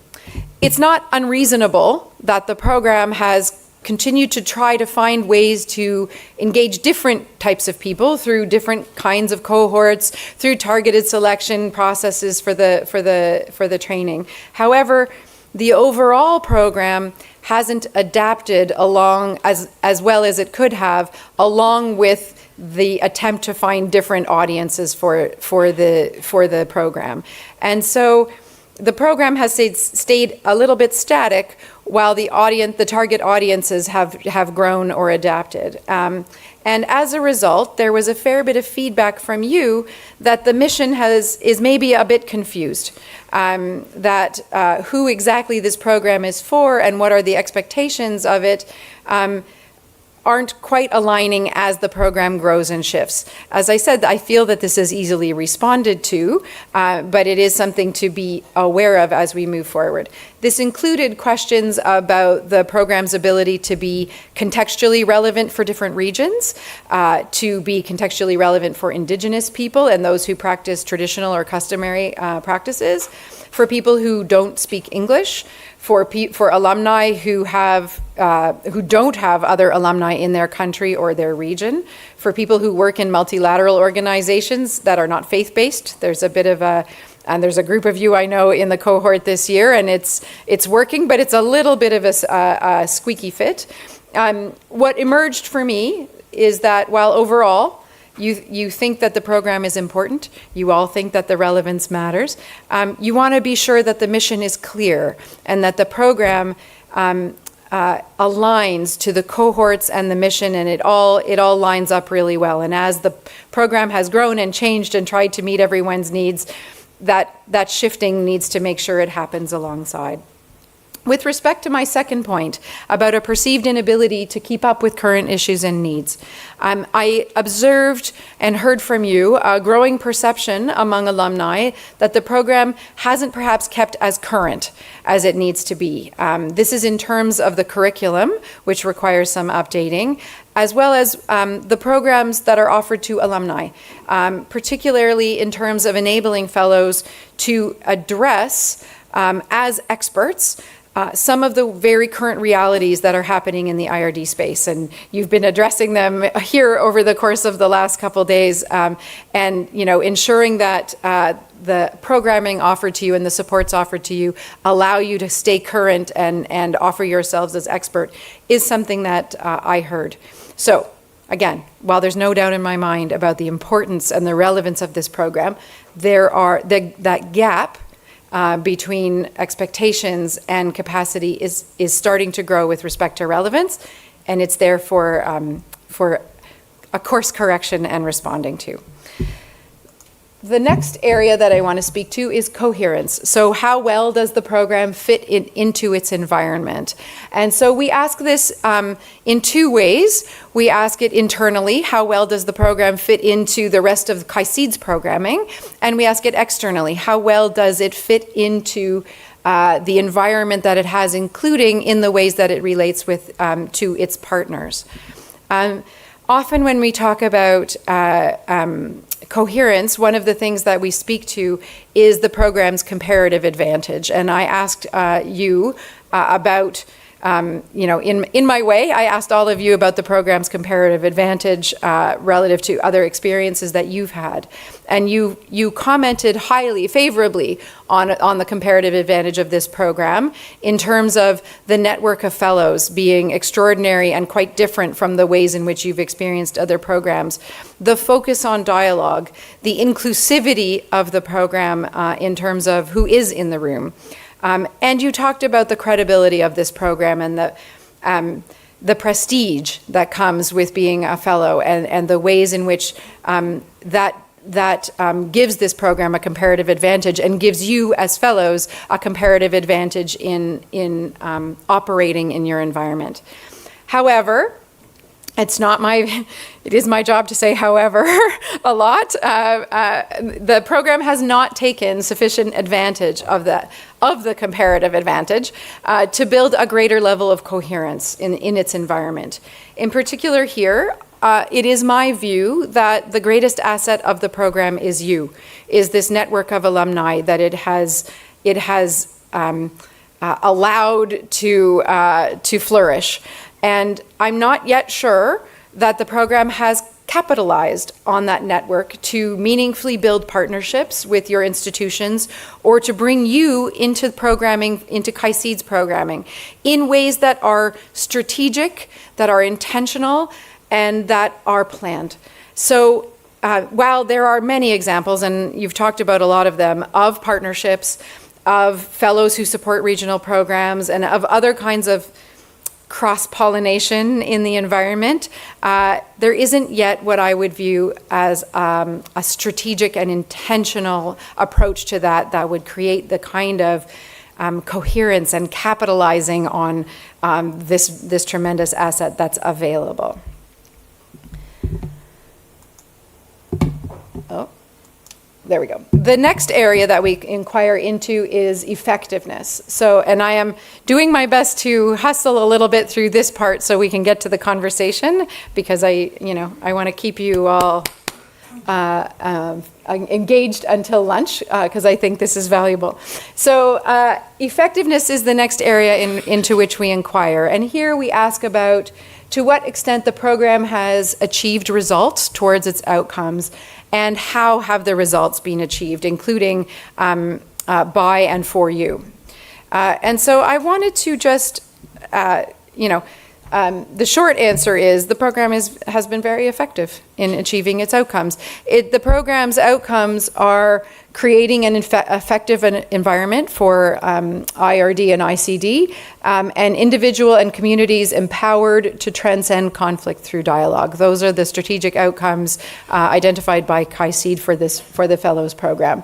I have heard, and you shared with me, all of the ways in which you are contributing to those outcomes as dialogue practitioners, as teachers, creating writing, art, films, and the other ways in which you raise social awareness, supporting policy dialogue, institutionalizing academic programming, which is, as we'll talk about later, so important for sustainability, mobilizing other resources to do your work, building new relationships, developing networks, and again, I'm going to talk a little bit more about some of the key examples that I saw there, and taking part in KAICIID activities.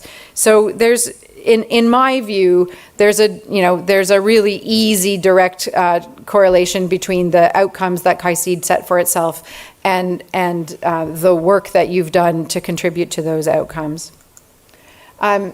Here's some slides that are very hard to read, but these are the ways in which you told me that you find the program effective. So again, these are from the survey, and I'll do my best to read them a little bit to you so that you can appreciate those. So the top far corner, please indicate your level of agreement with the following statements. And again, the blue line is strongly agree. So, I feel that we are fairly well aligned here. I understand the value of the Fellows Alumni Network. I have gained personally from being part of the Fellows Alumni Network. I have collaborated with other alumni in the network on initiatives. You start to see a little bit of disagreement come up there. And I have collaborated with KAICIID since my time in the Fellows Program. At the bottom, and with apologies for the cutoff of the statements, so I'll tell you what they say.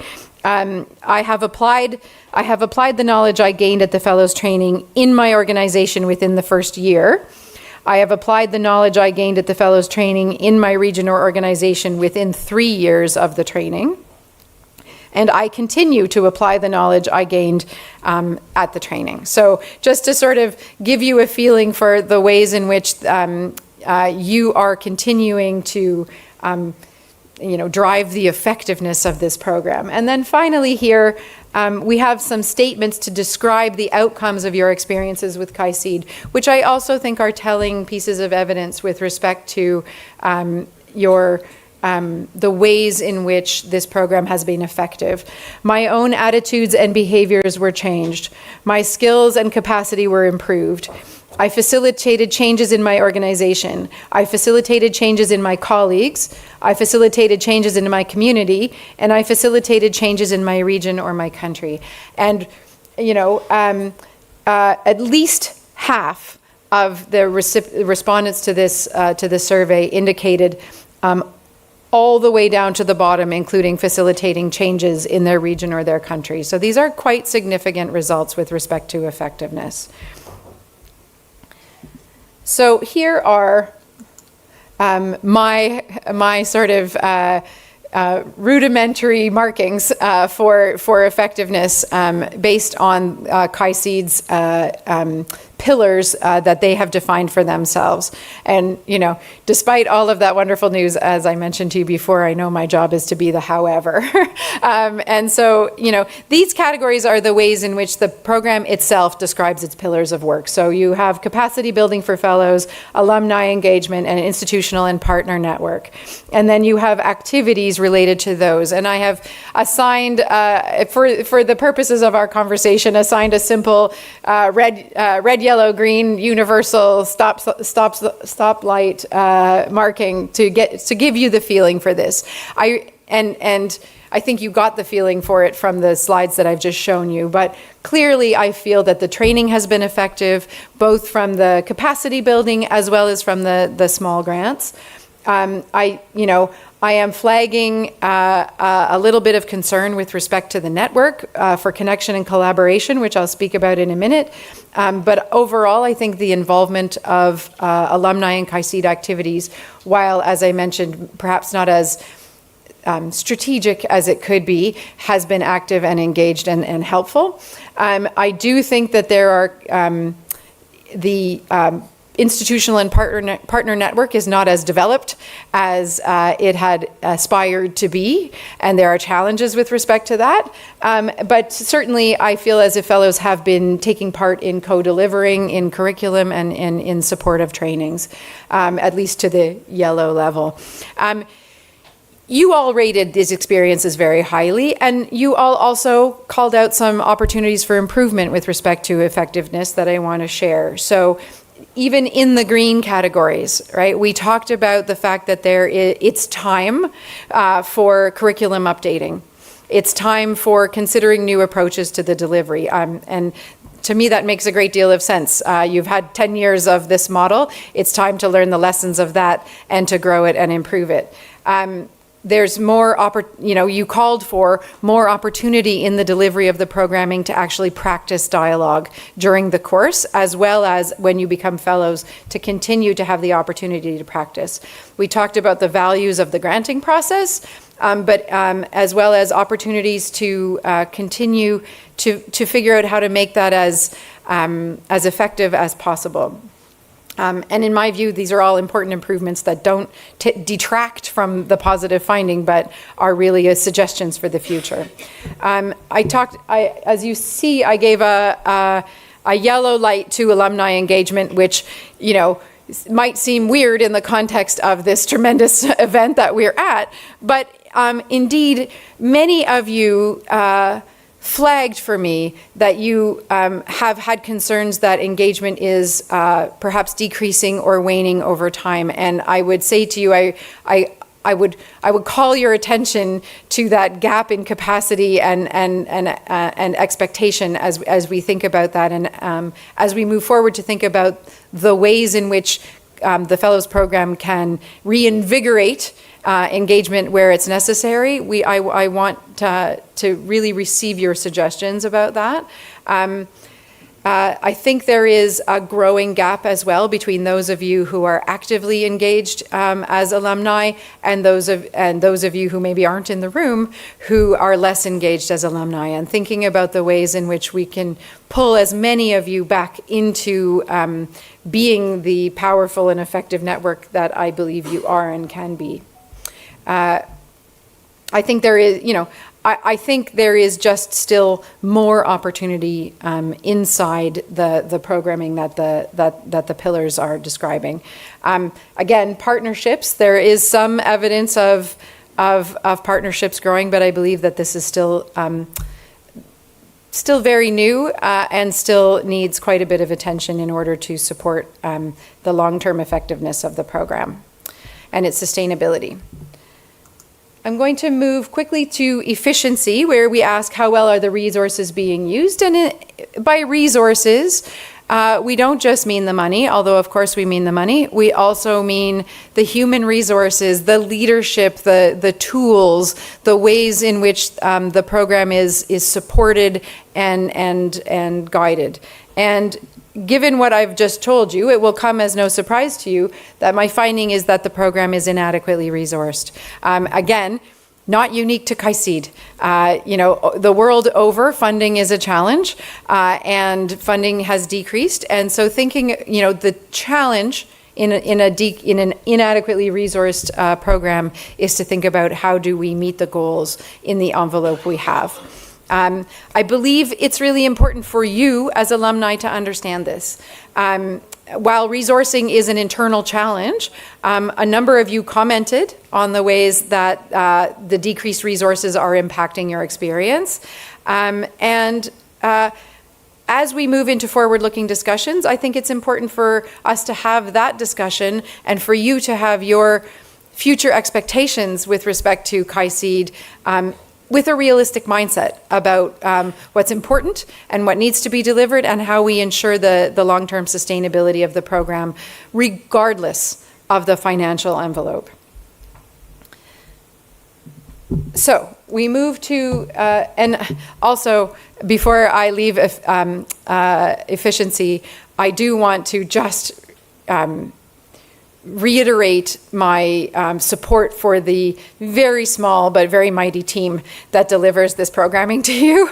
I confess to having been astounded that the team is that small, given how much you have delivered over the course of the past 10 years and continue to deliver. So I believe that the program is inadequately resourced, but I believe that the resources that are there are mighty in their way and are very impressive.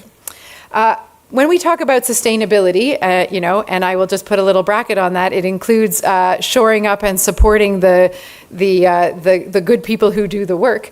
We talk about, will the benefits last? So how sustainable are the results, and how has the program contributed to transformation? Transformation is a really important, it's your goal, obviously, as fellows in this space, but it is, when we think about sustainability, whether or not a program is actively starting to impact society in a transformed way is a key aspect of understanding whether it will be sustained, both whether the results are sustained and whether the program will continue to be able to provide the benefits that it does.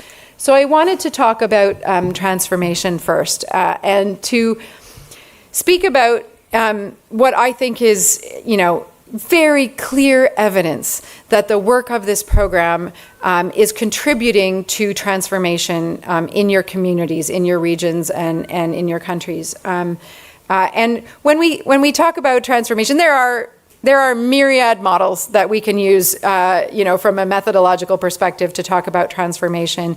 I like to use sort of a overlapping circles sort of model that allows us to think about, and in this context, I think this model really makes sense because the transformation that you described crosses these four levels in really, I think, meaningful ways. So for transformation in a society to occur, it needs to occur personally. So it needs to occur inside people.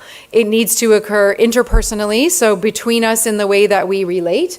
It needs to occur institutionally, so it needs to begin to be embedded in the frameworks of society, and it needs to occur at a societal level. So where social norms, widespread social norms are beginning to shift as a result of the work. When we see the transformation happening across those four sort of layers of the ways in which we as humans interact, that's when we begin to understand and appreciate transformation. And I saw evidence at all levels of transformation out of this program and the work that you've done, taking what you've learned and moving it into your worlds. So I think all of you, to a person, both in the survey and in our conversations, spoke to me about the ways in which you have been personally changed. I was, and I've been hearing it here as well, but I was quite taken by the ways, the eloquence by which you spoke about, with which you spoke about your the personal changes that you've experienced as a result of this program, and that frankly, that internal transformation is a critical aspect of the way in which, it's the first step to making societal change. You have to believe it and feel it and be it before you can make broader change. So from my perspective, that was right across the board in terms of change and a critical foundation. Interpersonally, and this is the many of the kinds of experiences that you've been describing today fall here. The ways in which you are practicing this work, you are engaging in active conflict resolution, you are engaging in active community building and peace building, and you are sermonizing, you are delivering lessons, you are teaching, you are engaging with your community, and you are practicing this work. And that's at the interpersonal level, where you are supporting relationships in your community and supporting dialogue in your community. Institutionally, I really saw some really interesting and strong examples of the ways in which you are beginning to institutionalize this transformation. You are entrenching it academically. So many of you across the globe now, as a result of your work, there are curricula at your universities that is offered all of the time and regularly as a result of your work. So you are teaching, your institutions are now teaching the next level of people. I didn't hear a lot of examples of engagement at the policy level of institutions, but I heard some, and I think it's really important. And I also heard a call from you today for considering the ways in which you can expand that level of transformation. And finally, at the societal level, the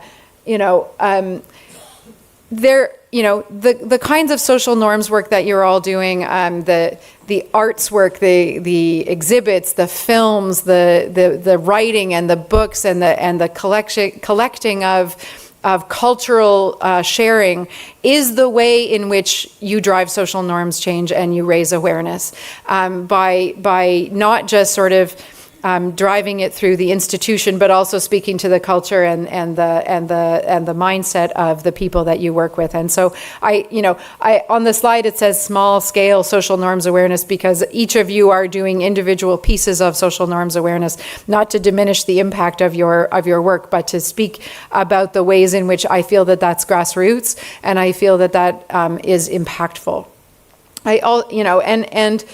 Overall, I found evidence of transformative impact across a number of levels, and I found volume with respect to that evidence. As I said, all of you were able to describe the ways in which you were taking the work that you're doing and beginning to drive transformation, not just drive one-time impact, but actually drive transformation in your communities. And I find that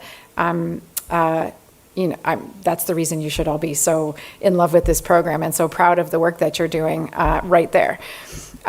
There is, of course, there's a however with respect to sustainability, and this is where I want us to spend time. There is no sustainability plan in a long-term, meaningful way to support the alignment of resources to those long-term results. So as I said, we need to come back to turning that graph so that the resources and the capacities and the expectations are aligned. So that's not to say there isn't evidence of sustainability. There most certainly is, and I want to speak to some of those. My top bullet says this gathering, exclamation point, your commitment and your passion. Those are measures of sustainability, and although they are in ways intangible, I think they are the clearest driver. If I believe that you as a network are the most valuable asset of the Fellows Program, the fact that you are committed and you are passionate is a clear indicator and driver of sustainability, because you will continue to care and support and engage and deliver.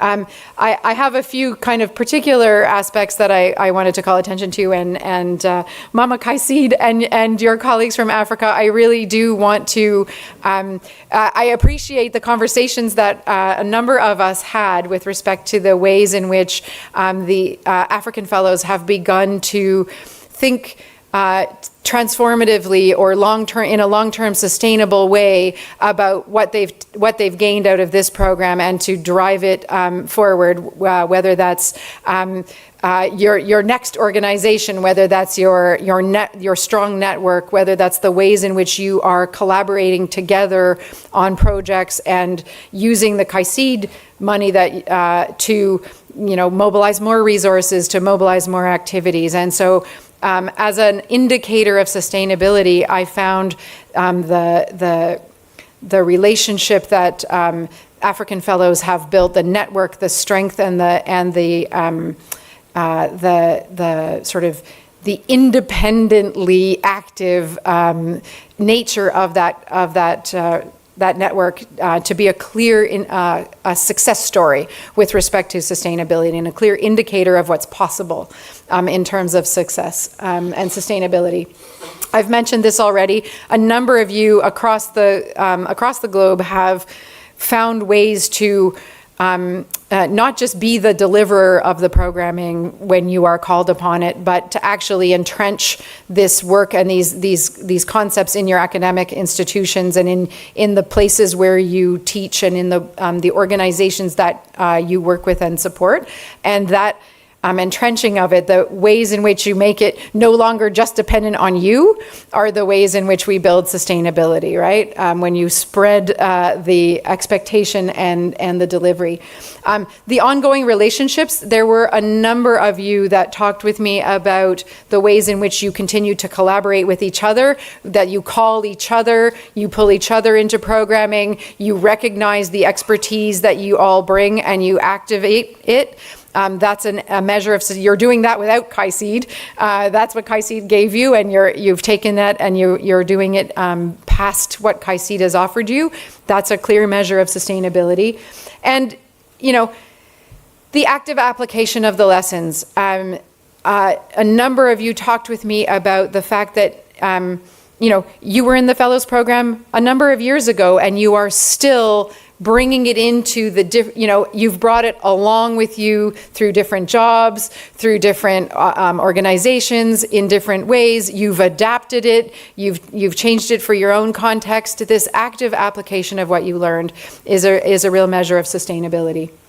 KAICIID has continued to contribute to your sustainability through the grants that they offer you as alumni, through events like this, and through the opportunities that you have to engage with each other. And not just events like this, but also the multitude of online, in-person, and webinars that they offer. And KAICIID has continued to try to find ways, the program has continued to try to find ways to build partnerships with your institutions, to build different delivery model partnerships, and to support your networks as you move forward. I do think that there are risks. The big one is that there isn't a plan, and everything is better with a plan and with a strategy, because you all can row the boat together when you know what the plan is. I do think that communications have been lost a little bit, or are a little bit tenuous at this particular time among you and between you and KAICIID, and so I want to flag that. As communications have decreased a little bit, some of you have begun to drift away, and that's a concern. So finding the ways to pull you back in. I do think that the partnerships model is underdeveloped, and institutional partnerships are a means of building sustainability. And so I think that's critical. And I do think while the grants and the engagement opportunities and the ways in which KAICIID has pulled you in have been effective, they still feel to me a little bit less intentional than they could be, that they are transactional or ad hoc, and there's an opportunity to turn those a little bit more into, not to be a broken record, but into a plan and into a strategy, because the more ways in which you can build the links between all of these things, understand the impacts, understand the relationships, and the more ways in which you can support that in a really intentional way, and that builds sustainability. So here are my takeaways, and I wrote these in my fairly plain speaking way so that I could just deliver them to you. The Fellows Program was born of a clearly identified need and a vision for change. That vision and the program approach has not only resonated with all of you, it has changed you. It has changed your lives, and you in turn have changed the lives of the people around you. Keeping that vision, keeping the ability to change lives going, means that the program must evolve. It must evolve to keep pace with your needs. It must evolve to keep pace of the needs of future fellows. And it needs to evolve in ways that are strategic and are realistically deliverable. And so, there it is in a nutshell. Those are the findings, and that is the high-level summary of my evaluation. What I want to do now is talk with you about how we move forward. You all gave me an extraordinary number of recommendations, and I am incorporating all of them into my recommendations. But this is the wake up, it's almost lunch portion of my presentation in which I'm going to ask you to prioritize a little bit. Because as I have just said, in a time in which funding across the globe is constrained, it is very hard to be all things to all people. And so the Fellows Program needs to be sure that it is being what you need to you, right? And so I'm going to ask you, I'm going to read these to you. I have no idea if you can see these. I got a little colorful as I was making the slides to make sure you were still with me by this part of the presentation. But I'm going to, we're going to try voting. And so it's going to be super scientific. We're just going to you can raise your hand, you can cheer, whatever you want. I'm going to push you to pick 2 of these that you think are your top priority. I'm going to read them to you, I promise, and then I'll call them out and you can cheer. So the whole list is, this is what kinds of engagement are most important to you as fellows. And I want to be very clear, doesn't mean that all these kinds of engagements aren't going to happen, or that I'm going to recommend that some stop. But I do think it's important that we, as a group, as the people who are affected by the Fellows Program, give some messaging about priority. And so this is about priority. So we're going to talk about, I'm going to ask you, I'll read them all, and then we'll go one by one so you can spend a little time thinking about your top 2. Ongoing education and professional development. Engagement from KAICIID with your organization, attending KAICIID activities and events, grants for your initiative, paid work opportunities, visibility as a fellow nationally or internationally, and I sort of put a slash there and said acting as a KAICIID ambassador, and communication with the rest of the fellows. So let's have a little bit of a vote, shall we? So you can either put up your hand or shout, whatever you like, or cheer, whatever you need to stay awake. I'm going to call them out. Vote. You get 2 votes, everyone. You get 2 votes only. I'm going to make it really hard for you, okay? 2 votes. No cheating. I can see all of you. All right. Ongoing education and professional development.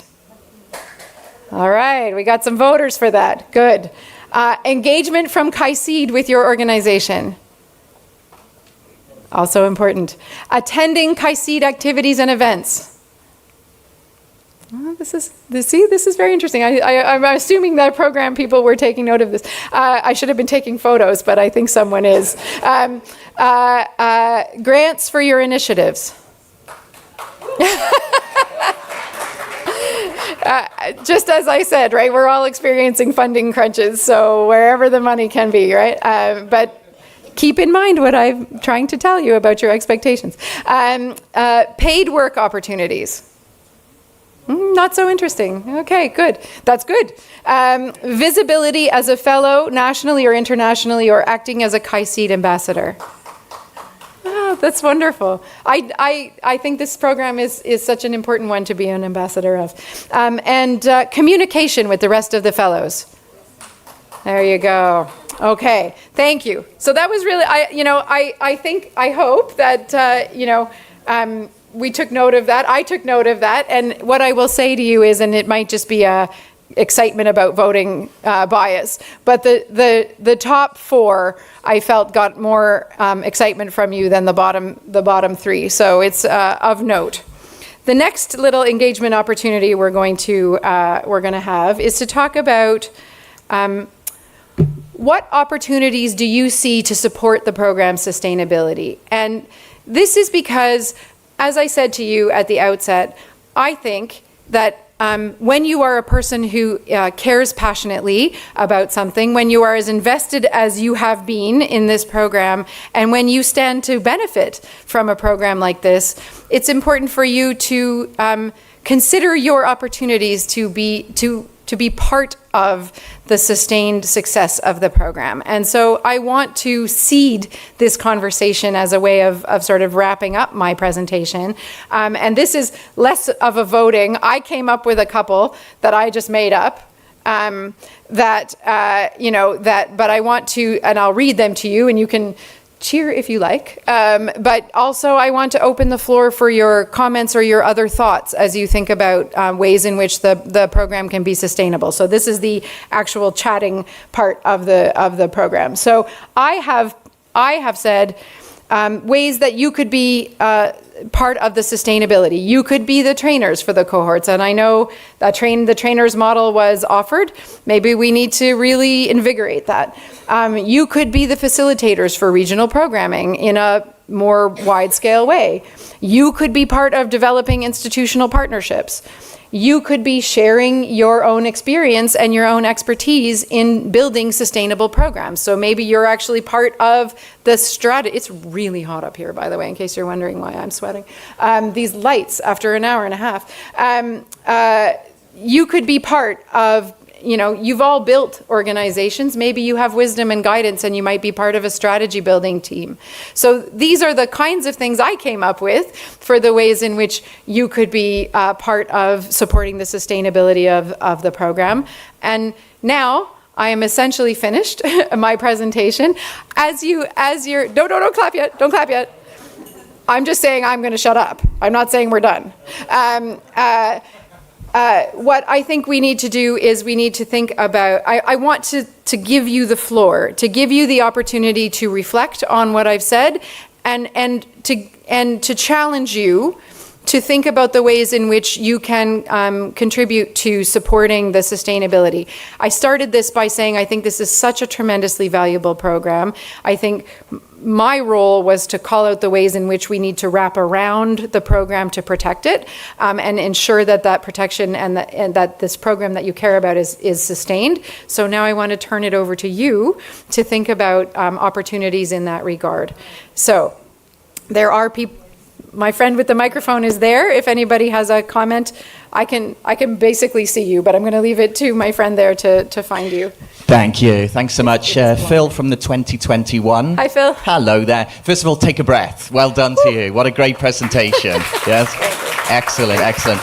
And I know you said that your job is to kind of point out and say, however, but at the same time, I think your job was to present the evidence. And I think you did a really good job in terms of presenting the evidence with regards to the positive parts, which we should build on, and then also the other things which are not working so well, which we should build on. My thinking is, as you were going through your presentation, and here you've got a question here about what opportunities do you see to support the program's sustainability. If we know that one of the issues with regards to the program is decreasing funding, one of the things we could look at is, well, where is a lot of this funding going to around the world? Okay? And we are supposedly experts around dialogue. Can we encourage KAICIID to look at itself and have dialogues around this with regards to where the money is going to. And let's face it, the money is going to the war machine. And when the money goes to the war machine, that means it's a lot less money that goes to more productive activities like the KAICIID program, like education, like health, etc. So that is, I know you put a challenge to us. That's a challenge to all of us to think about that. How might KAICIID think about engaging with, because you spoke about needing to evolve to the changes of the day. That's the big challenge of the day. So a challenge to us, I guess. Thanks, Phil. I think there's a gentleman here, and I saw also at the back there.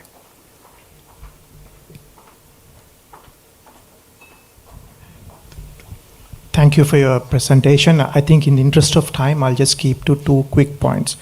Number one, I was thinking that previous slide where you had this voting, which was just a symbolic vote, why not open it out to the wider network of all 500 plus people and then ask them and see. I don't know scientifically or your methodology wise whether you should need to go to the primary responders first and then the rest or not, but that's up to you. No, that's a great suggestion. And the second thing I was thinking was also based on the findings you presented and also what we see out there on the foyer. There's a lot of publications, books, and curriculum developed, including what we saw in the preview video. So maybe the KAICIID team can have a catalog of all the books on online, maybe on the website itself. And I know some may have intellectual property rights so that it can be purchased, or if the author is giving download. So I think that may also eliminate even to fund, even for grants and funding in terms of duplication, and also to move into the next level of transforming those material. That's a great suggestion, right? Why, so that no one is replicating or duplicating the efforts. This gentleman, there's this gentleman here and then the one at the back. Okay, thank you. I'm Muhammad Abdillah from KAICIID 2016. So in the early slide, you mentioned about the rise of expectations, but the decline of capacity. So I was wondering what makes the capacity goes down? I mean, what is the indicators and the distraction? You also mentioned about the shifting of the targets. Does it contribute to the declining or some, I don't know, but it's more like, if you may evaluate more about that. Yeah. Thank you. So when I spoke about the decrease in capacity, it was a decrease in the capacity of the program to continue to deliver at the level of the expectation that's there. So the combination of the funding of the and what comes out of the funding with respect to the size of the team, with respect to, frankly, you have all grown over the years, right? You started at 0 and now you're 550, and to continue. So the expectation of this program is that it will continue to, to continue to grow people while serving an ever-growing number of alumni. And so the expectation is continuing to rise, but the number of people doing it has remained the same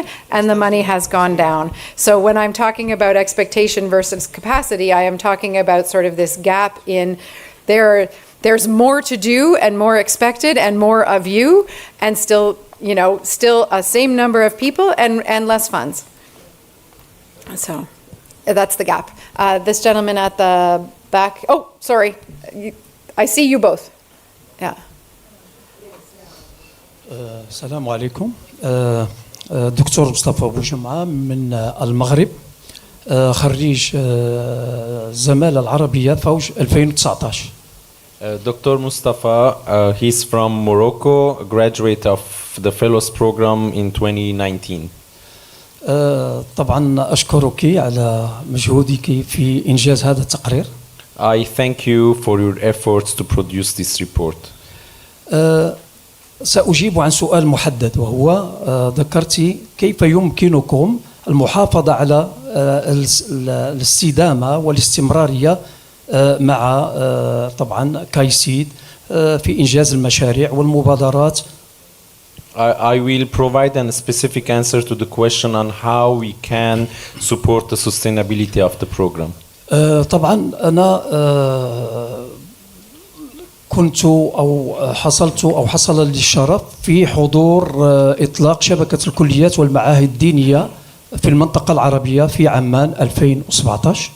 I had the privilege to attend the launch of the network of religious educational institutions in the Arab world من in 2017. نعم.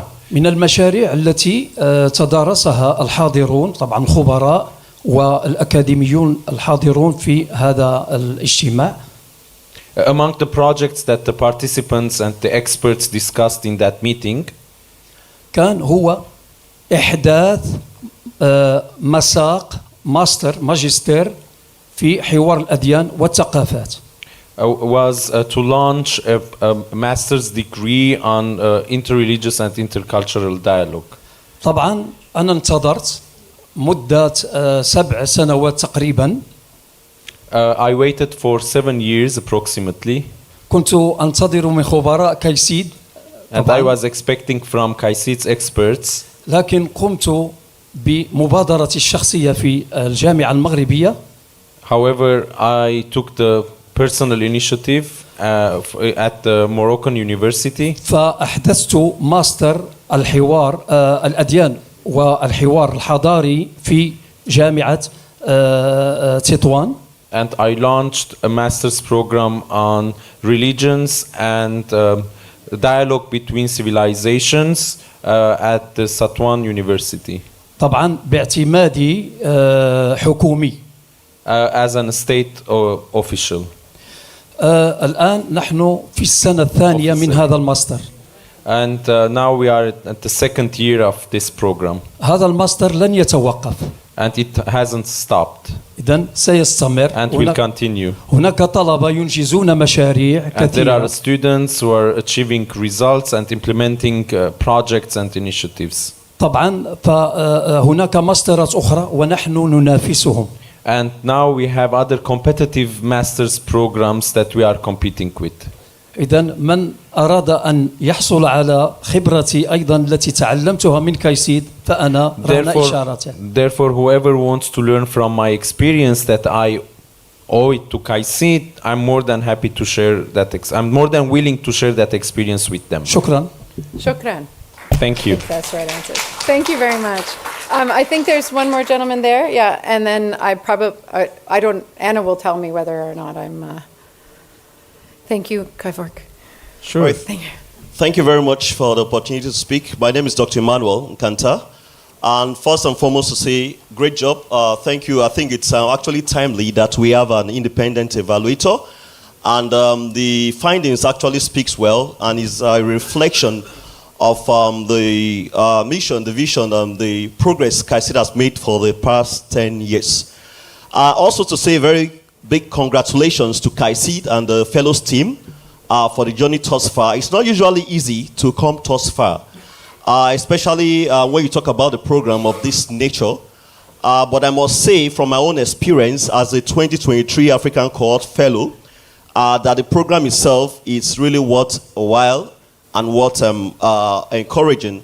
Now, just to go straight, and for the want of time, I noted just 2 major points, and which I think, thank you, Mariette, for that, the evaluation. The first one, from your slide, you talked about what kinds of engagements are most important to you as fellows alumni.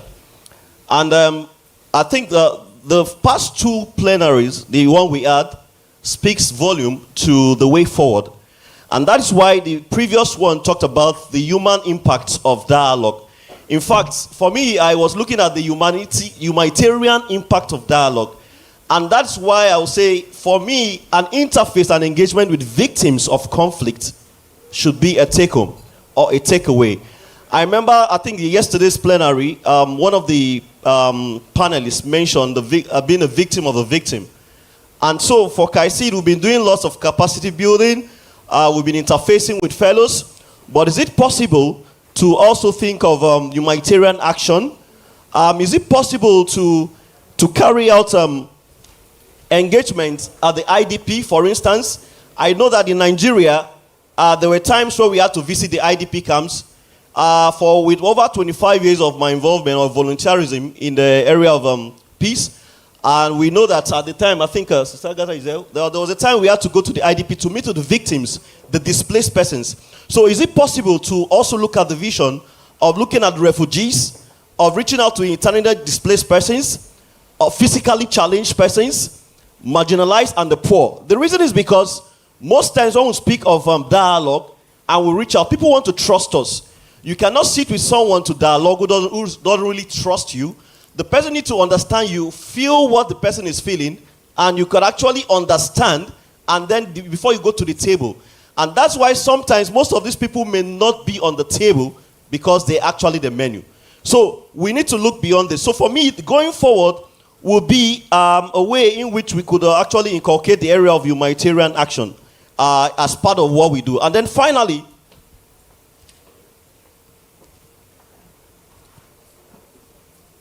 finally, it's the aspect of sustainability. And so for me, to sustain the program is that as fellows too, we should begin to think of, well, for those who probably don't really have the values of volunteerism, we need to inculcate the values of volunteerism. So is it possible, for instance, to do things for free without expecting a payback? Can we actually take a walk for peace without being paid to do that? Can we go to the IDP and relate to the displaced without necessarily have to be paid to do that? Now, these are actually some of the values I look out for dialogue in terms of sustainability. A very good example is our country, Nigeria. Remember when the issues of Muslim, Christian thing was happening? On the platform, we say, okay, why? Is it possible to contribute a little fund, to do a press release, to tell the government and people that truly this is not about Muslims and Christians. We are not fighting, but we need to fight a common enemy. We need to dialogue. And we all contributed resources without KAICIID, without asking KAICIID, how much are you going to send? What do we do? So is it possible to do that? Now, lastly, for want of time, is that we've been building capacity over years. Now, it doesn't really make sense. It's useless building capacity and keeping it to yourself. Because the essence of having capacity is to translate, is to transform others. So for me, going forward is that I know a lot of fellows over the years, regional has actually graduated. We need to go back and think, these fellows that have graduated, what is it they are doing? If there are no grants, do you dialogue? Do you need to wait for mini grants before you dialogue? Do you need to wait for mini grants before you reach out? Yes, the grant will come, but while waiting for that, it may come. While waiting for that, is it possible for every fellow at the regional level to have a year plan? 2026, from January to December, can we say that the fellows in Africa, in Europe, in Saudi Arabia, the Arabic, can have a plan we'll send to the fellows team to say, this is what we'll be doing from January to December. And then finally for me will be, that's your finally, third finally. Finally for me will be, to sustain this, we need to also identify organizations. For instance, the beneficiaries belong to one or two organizations. We can collaborate and together make a positive difference. Thank you very much. Thank you. Okay. Anna, I'm assuming we're close to time. I want to offer the Secretary General would like to say some words as well.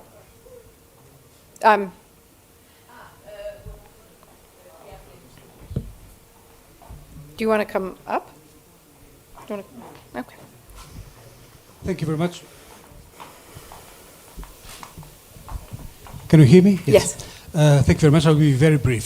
Thank you very much for your work and for your assessment of our fellows program.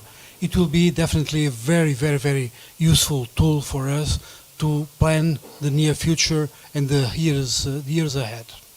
It's very rewarding to know that there are very positive achievements and very positive comments, but it's also important to acknowledge that there are shortcomings and recommendations to become better and to do more with less, if possible.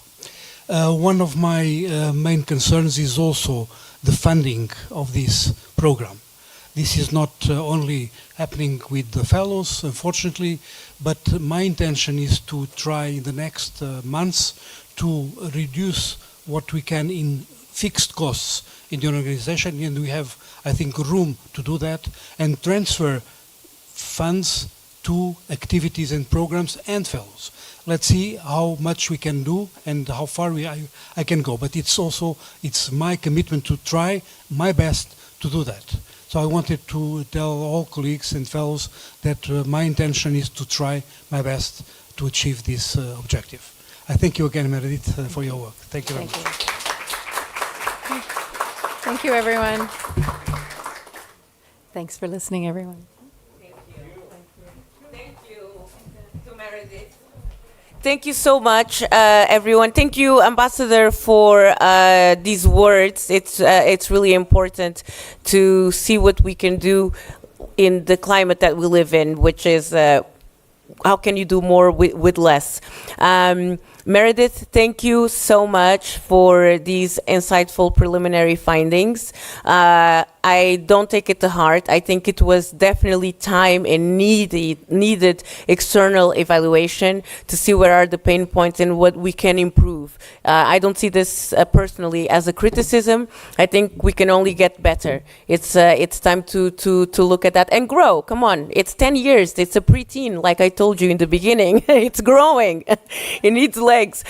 So we are going for lunch. We'll come back at 2 p.m. for the breakout sessions. Please check the app for the allocation of your rooms. Okay, make sure that you register for the sessions. We're going to be we're going to have a session on peace education. We're going to have the ABC of interfaith dialogue, religion stories, 4 snapshots over transforming North America, dialogue for post-ISIS recovery in Nineveh, Iraq, and then believing moves us to eradicate violence. And look at the languages allocated for these sessions. Some will be in Arabic, some in Spanish, and some in English. If you have any questions, let us know. So enjoy your lunch, and I'll see you back at 3:30, at 4 p.m. in this room for the closing session. Thank you.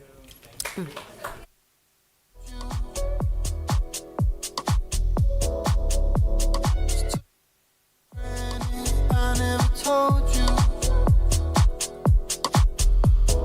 I never told you.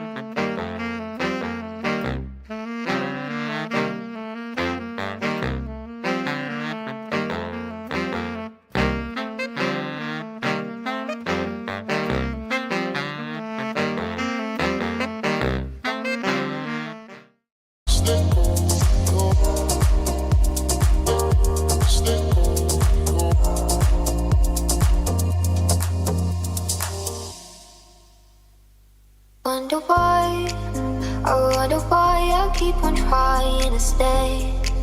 Can't break away. I've realized that I might just need to find another way, another day. And all I know is that I need to let go. I can't make it alone. Oh, so just take it slow. Walk into the unknown. I can't make it alone. Oh.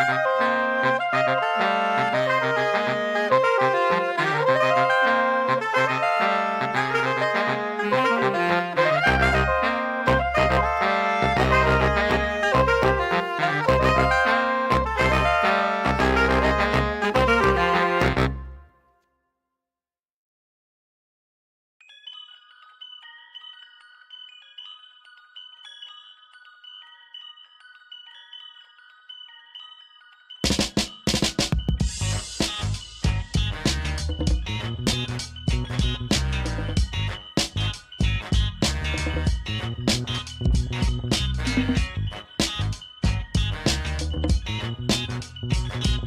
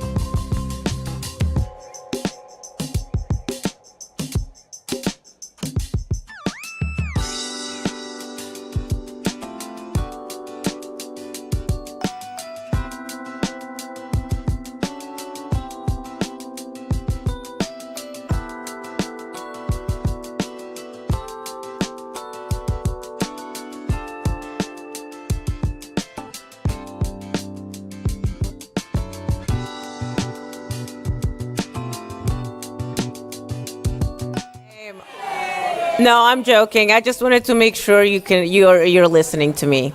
Okay. Dear colleagues, dear friends, ladies and gentlemen, dear excellencies, welcome to our closing session, the next decade of dialogue and the way forward. I really would like to thank you all and to have a moment for you to recognize the significance of these 2 past days. We really thank you for your presence, for your engagement, and for everything that you've done for KAICIID and the Fellows program. It's been definitely a journey built on courage, a lot of reflection, connection, and for that we are immensely grateful to all of you. But without further ado, I would like to invite His Excellency Ambassador António de Almeida Ribeiro to give his closing reflections. Your Excellency, the floor is yours.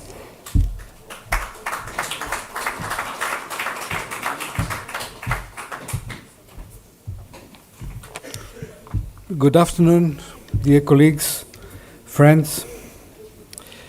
Let me first, before I start my text, acknowledge and thank the former Secretary General, Dr. Faisal bin Muammar, Dr. Samak, Rabbi David Rosen, Professor Abu Nimr, Professor Patrice Brodeur, those who made KAICIID be as KAICIID it is today.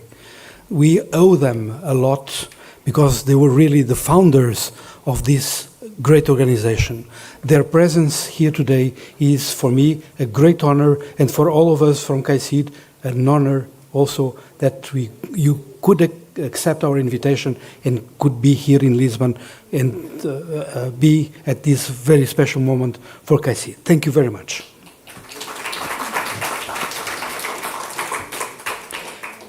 Esteemed fellows, dear friends, as we come to the end of the 10th anniversary conference of the KAICIID International Fellows Program, I want to take the moment to recognize what this milestone truly represents.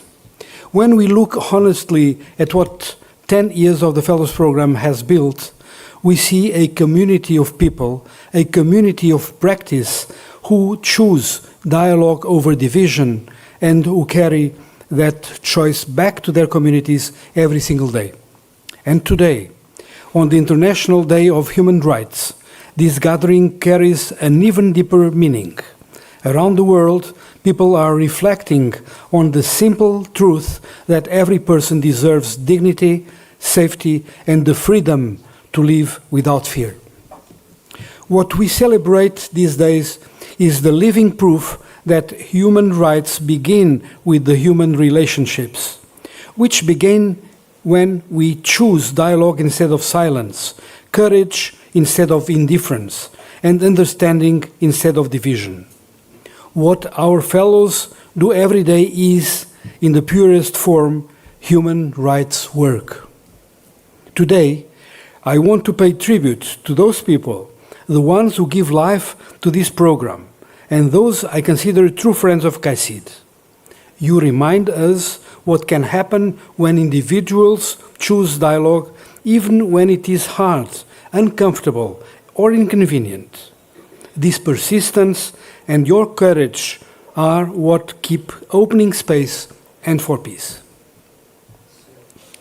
Since 2015, 555 fellows from 104 countries have stepped into this journey. Behind each number is a story of a teacher who refuses to let fear shape the next generation, a story of a religious leader who brings neighbors together at the same table, a young activist who insists that difference is not a threat. This is the kind of work that quietly changes the direction of a community. What has always inspired me about this fellows community is the spirit the fellows bring to their work on the ground a spirit of compassion and hope, rooted in the belief that peace is not beyond our reach when we stand shoulder to shoulder to act on it together. Many of the most meaningful initiatives we have seen in the past years came from fellows working together across borders and faiths. I hope this spirit continues well beyond this anniversary. I'm sure it will. To all our fellows, past, present, and those yet to come, we believe deeply in your potential, in the work you carry forward long after your cohort ends, and in the world you are helping to shape.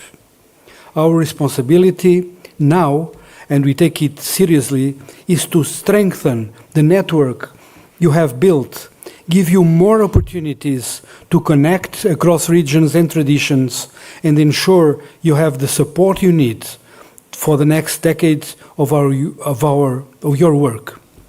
You are the architects of a gentler, braver world. The Alumni Network will continue to be a space for you to learn from each other and to collaborate. Ladies and gentlemen, dear friends, this program would not exist without the vision and support of our partners, institutions, and donors. KAICIID's Council of Parties, namely the Kingdom of Saudi Arabia, the Kingdom of Spain, the Republic of Austria, and the Holy See. Your trust has allowed it to evolve, to reach new regions, and to stay rooted in the realities that fellows face on the ground. To my colleagues at KAICIID, first of all, the fellows team, led by Professor Andrew Boyd, with Anna Ko, Yulia Korisheva, and Mohamed Aruz, as well as Reverend Mike Waltner, who oversees their work as head of global capacity building programs. Thank you very much for your dedication, mentorship, and creativity. It was a great success.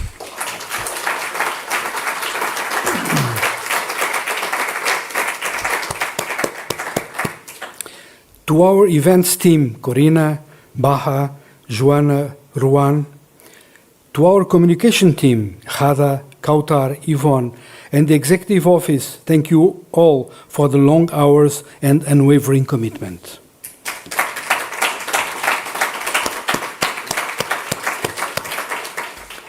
To KAICIID's former leadership that I have mentioned at the very beginning, and colleagues, thank you for being present with us these days and for leaving us this extraordinary legacy.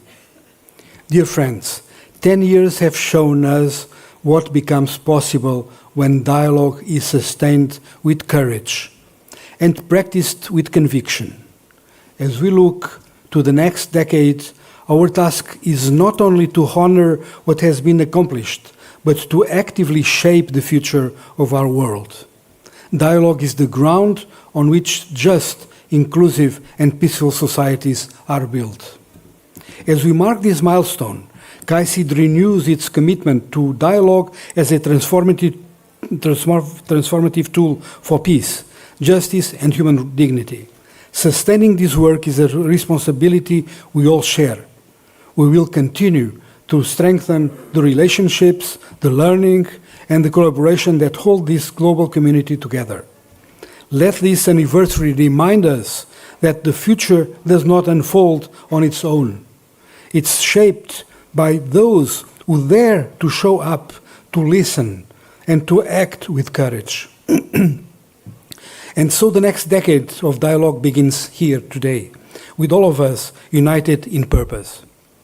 Congratulations once again to our fellows, and my deepest thanks to everyone who has made this journey and this commemoration possible. Thank you very much.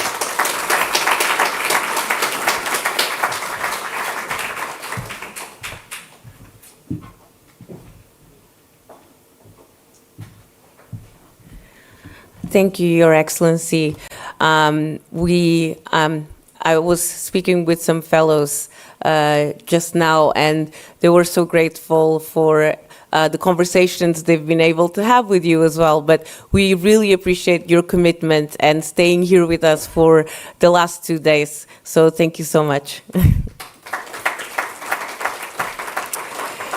And now, as we honor the past, present, and future, I would like to give the floor to Dr. Mohammed Samak, who's been also instrumental in making KAICIID really, as a KAICIID former board member. So Dr. Samak, the floor is yours. Please join us.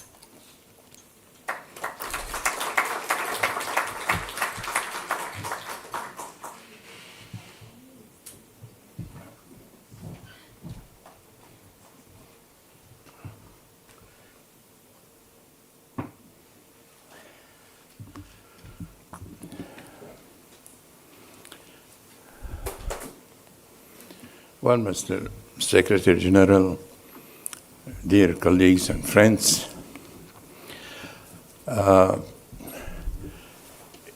it all started in 1989-88.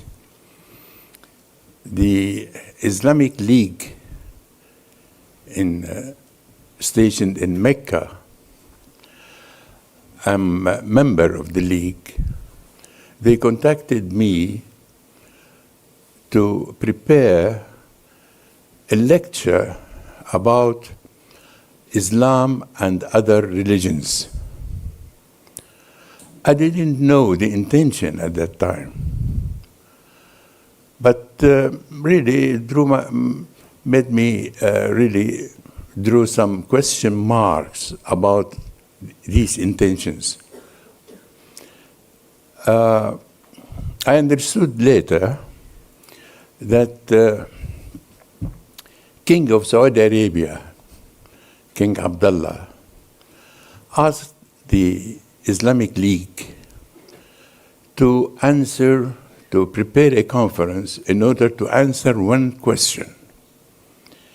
Is Islam a religion of dialogue or a religion of da'wah, of call, to make others Muslims, or to dialogue with other religions? We didn't know what were his intentions. So I didn't know when I started preparing my paper, I didn't know this, what I have told you about, the intention of King Abdullah. So I went through Islamic documents, which anyway, I collected all Islamic documents regarding the relation with the other in a book in Arabic. Anyway,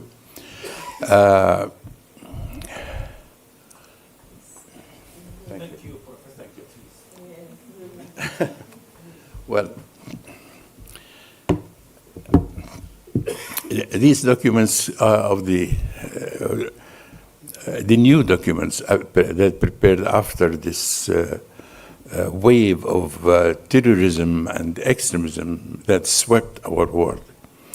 Anyway, let me go back to the origin of.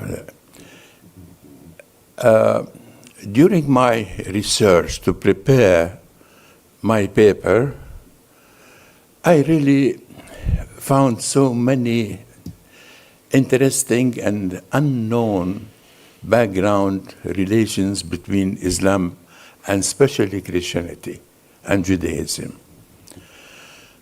I'll share with you only 3 of these stories. One, when Prophet Muhammad migrated to Al-Madinah and established his mini state in Medina, he built with his followers the first mosque in Islam. And at that time, the mosque, there were no minarets, only a room, small room, we'll say. When this mosque was built, he called his followers to discuss, okay, now we have a mosque. How can we call believers outside to come to prayer? There was no adhan at that time. One of them suggested, we will do like Christians. We ring the bell. Now, this indicates that Christians were living with Muslims in Medina, the first state of the Prophet Muhammad. But the Prophet said, well, this will harm our the Christian followers here, because if we use the bell, people will ask, who is calling for prayer, the church or the mosque?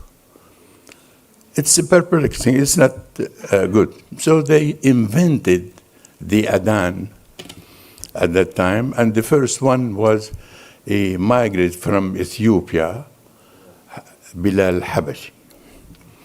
Now, the background of this story is very important to know the internal relationship of respect of the belief between the Prophet and the Christians at his time. Now, the second story is that when the Prophet returned to Mecca, victorious, Islam, victory over the non-believers, the first thing he did, he went to Al-Kaaba, the most holy place. Al-Kaaba was holy for the Arabs in now Saudi Arabia before Islam. It's always a holy place, but they don't know what was holy about it. So it's so respect that each group, each tribe, they hang on the walls of the Kaaba the idols they believe in. Even poetry, they used to in respect to great poets, they hang the poems on the walls of Al-Kaaba to say that this is something extraordinary. Now, when he returned, the Prophet returned to Mecca and saw Kaaba was so full with idols and images and so on. Each tribe, each group has its own idol. He said, remove it all. Remove it, everything, except this. And he put his hand on a portrait. That portrait was of Mary, Virgin Mary, except this. So they removed all idols except the portrait of Virgin Mary. That was also a message in the meaning of Islam regarding Christianity. Now, the third thing I have been,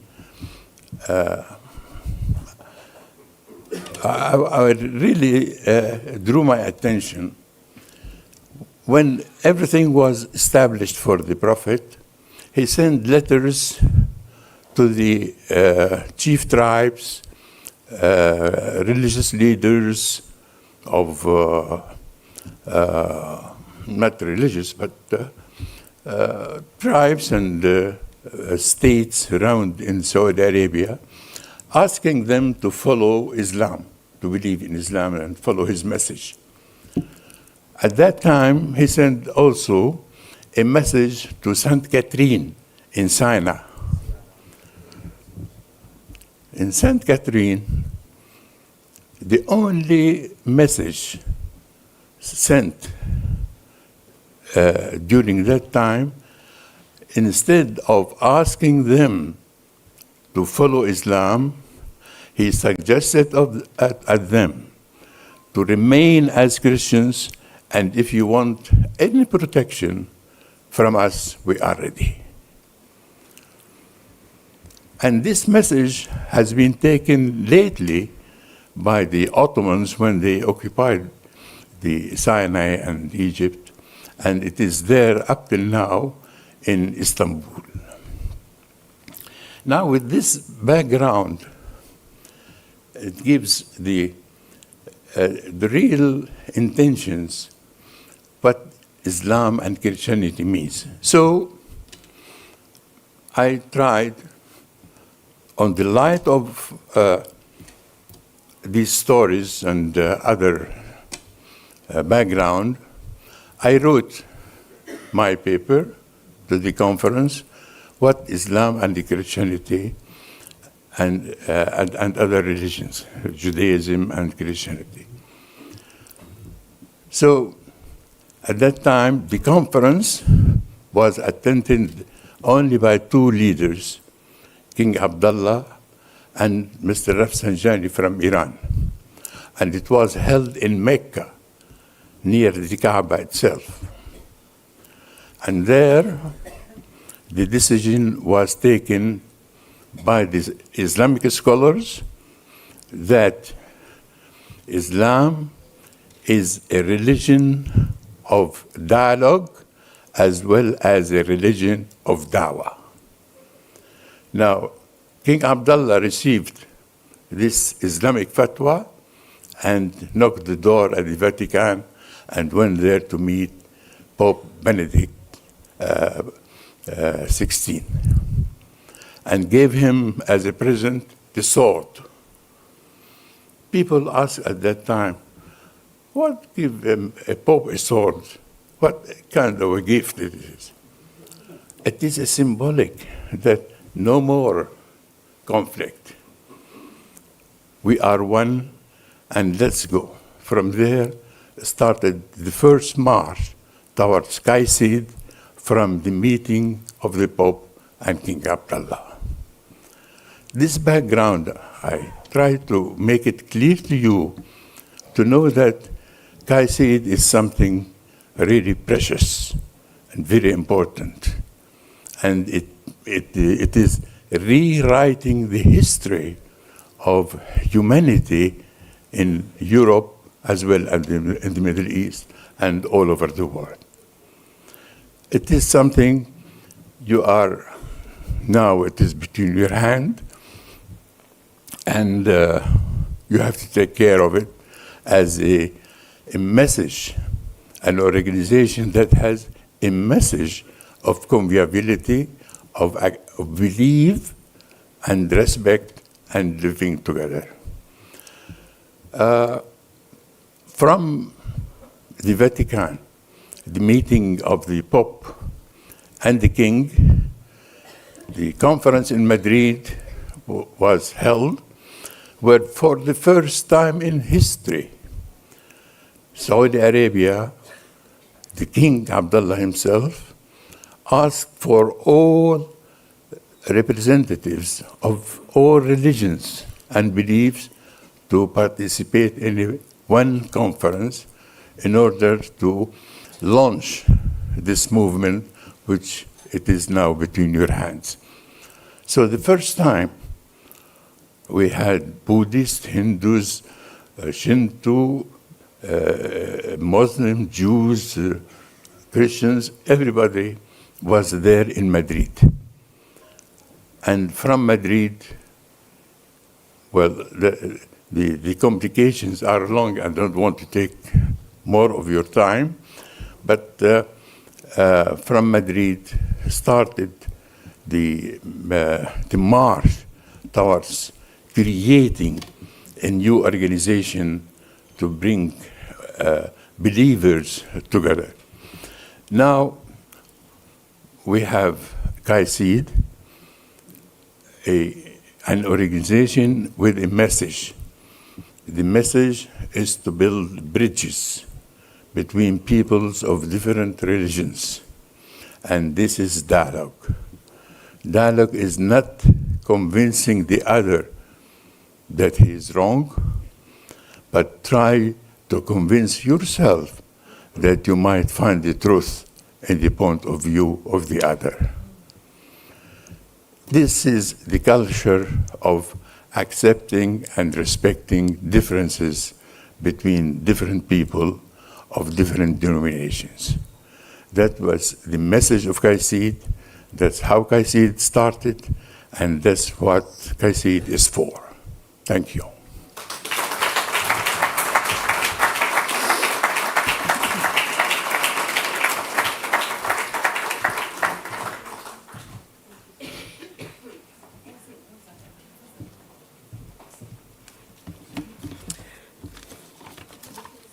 Thank you so much, Dr. Samak. Thank you for reminding us about this background story on how everything started. It seems like sometimes we have some memory loss, so may you continue to remind us and tell us more stories about how KAICIID started. Well, now as we reflect on the last decade, we know that KAICIID's legacy is not held by institutions, but by people, you fellows. You're the ones who are carrying the legacy and doing the work. And so as we come to this moment, I would like to invite our fellows representing each year or each cohort to have a symbolic moment where we will be representing wisdom, but also shared knowledge, shared action, and more importantly, hope for the next coming years of this program and of KAICIID, of course. So I'd like to call to the stage Sister Agatha from 2015. I have a list here, so I'll make sure that I get everyone's names. Oh, who else do we have? Oh, there you go. I would like to also call Mr. Rabbi Jeff Steven from 2016, Jeff Berger. I would like to call Miss Rukia from 2017. I would like to call Venerable Napan from 2018. I'd like to call Miss Suad Muhammad from 2019. I'd like to call Mr. Efyong Udo from 2020. I'd like to call Miss Durga from 2021. I'd like to call Rabbi Yaakov from Indonesia from 2022. I'd like to call Miss Safa Ibrahim Mohammed from 2023.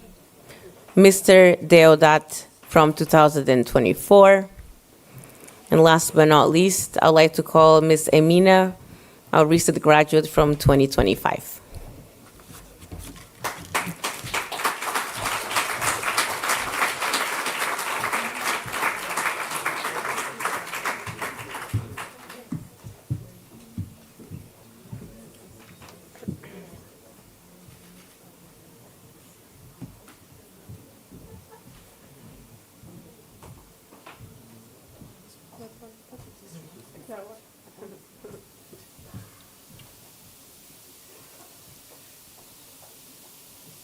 This is the light of peace. You can see what I'm holding. It is the light of peace. Peace that comes from dialogue, not sword, not gun, but from true dialogue. This light was handed over to us 10 years ago, the pioneer said. And we have kept it burning very brightly. Now I am going to hand it over to the next group so that they will keep passing this light until it gets to every corner of the globe, until we have the kind of peace and tranquility that we are all longing for.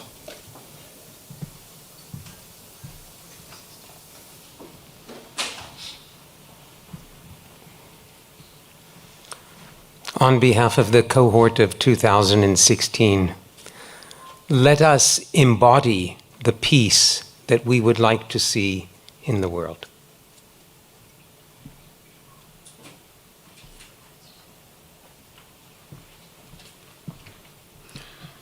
السلام عليكم. أعتقد علي إنزال هذا القامة قصيرة. طيب my English it's not very good. سأقول جملة بالعربية وكيفورك سيتولى الترجمة. الجملة التي أقولها العالم يسعنا جميعا. لا مجال لأن نتصارع من أجل أن نكون جميعا في هذا العالم فهو يسعنا جميعا. شكرا. Thank you, everyone. I will say one word, one sentence. The world fits us all. There is no need to fight with each other because all of us can fit into this world.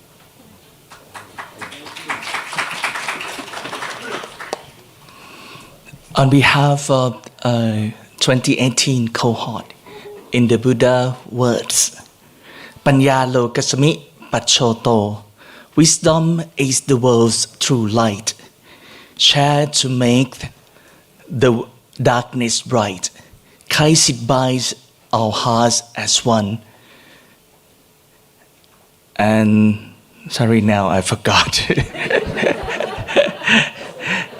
Shining peace where paths are spun.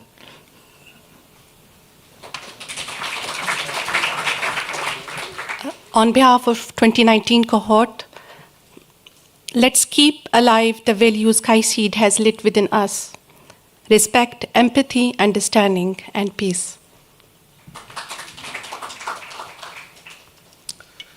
So, on behalf of the 2020 cohort, and as we look into the next decade of our dialogue engagement, I hope our practices will be more human-centered.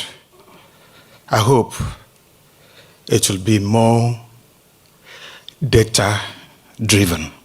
Thank you. On behalf of the 2021 cohort, we are empowered to change the narrative, so we should take that, embrace that, and shine. On behalf of 22,000 fellows, I want to say, he who saves one life, saves entire world, from Talmud.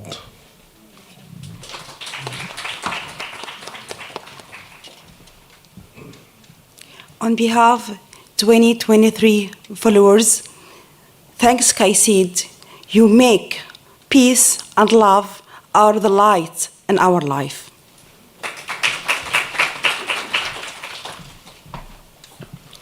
As we move with peace and grace, let us keep dialogue alive and let it lighten every place. On behalf of the 2024 cohort, I pass the spirit of hope, the hope that dialogue will continue to remain the strongest and most powerful tool for peace. Thank you.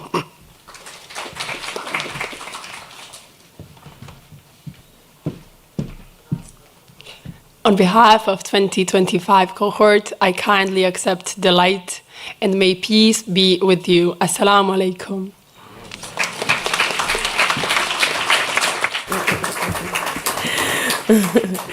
Thank you so much, our dear fellows, for such beautiful messages, for being here. I'm so grateful for all of you and for our 2 days together.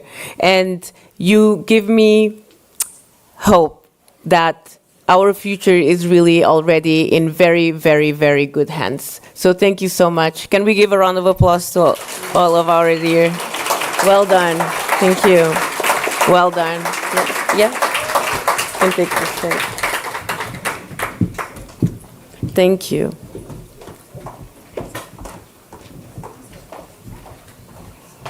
Thank you so much. Well, we're almost done.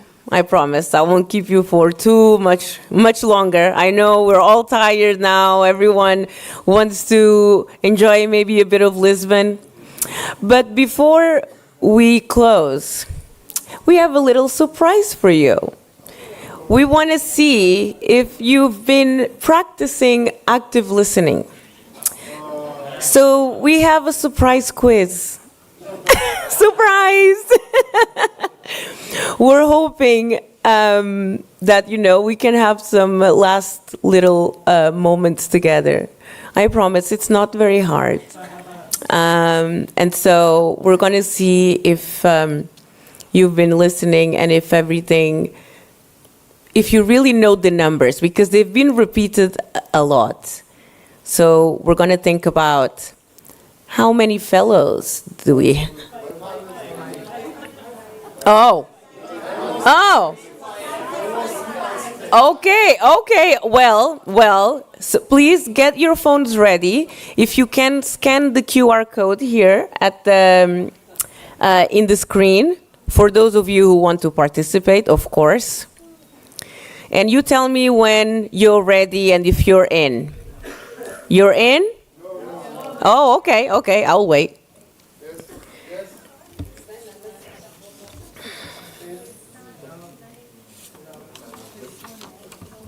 Let's see how well you know the Fellows Program. Okay, next slide. Let's see. Okay, we're getting ready. Okay, we have at least 47 players. So we will ask you a few questions, and you'll have at least 2 minutes to respond. At least. We have people who also need to have the questions translated, so we want to give time for everyone to respond, okay? So, the first question is, how many fellows are part of the KAICIID Alumni Network?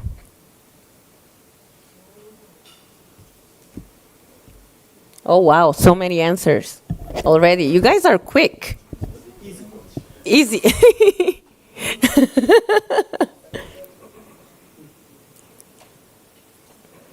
Are we ready? Have you answered?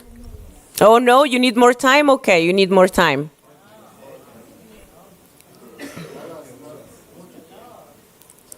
Well, let's see. Yalla. Okay, are we ready? Let's show the results. How many of you have been listening? Can we show the next slide?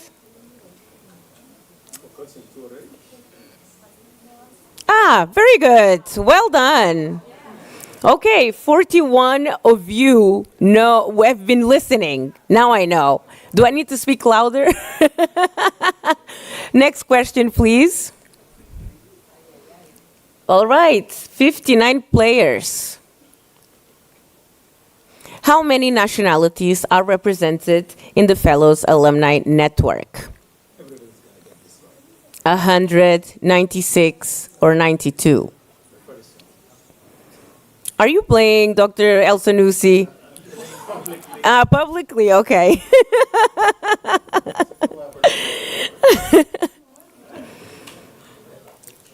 All right, do we need time? How are we doing? Everyone good? Okay, can I move on? All right. 41. Yes, it seems like only 41 people have been listening to me.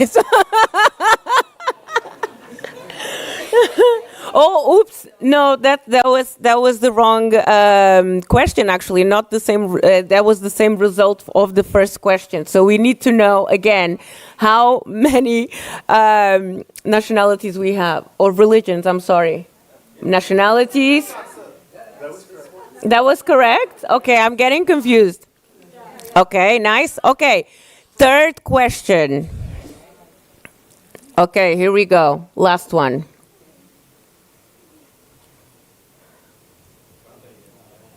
How many religions do we have?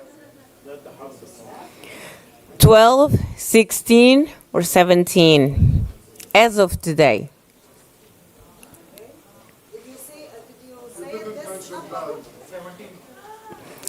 12, 16, or 17 as of today? How many religions? That was not? In the curriculum, okay. We'll make sure we include it in the curriculum, sorry. Okay, are we ready? Okay. Can we reveal the results, please? Drum roll. 31. Wow! Woo! Colleagues, we will make sure we repeat the numbers over and over and over again until you're tired of us. Thank you so much for playing this little quiz. It's clear you've been listening and paying attention. So, yeah, thank you always for being so engaging. Round of applause to you, please.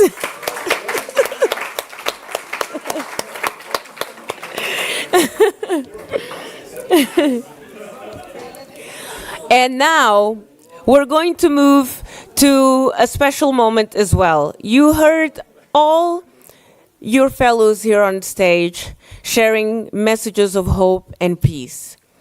And in the same format, with a QR code, I'll ask you one question. What is your commitment for the next decade? You will be able to, it will show on your phones actually, because you're already in it, and you can write at least 3 words, and then we'll share the results. So what is your commitment for the next decade as a fellow alum? You can participate as well, Dr. El Sanusi.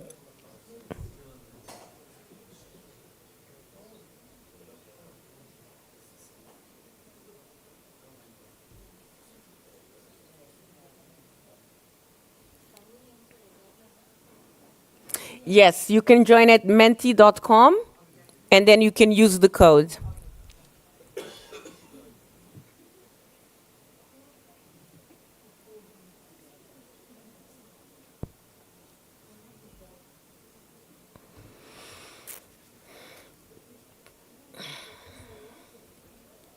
Yes, answers are coming in. You can write in whatever language you wish. I'll ask Kevork, our official interpreter, to translate Arabic.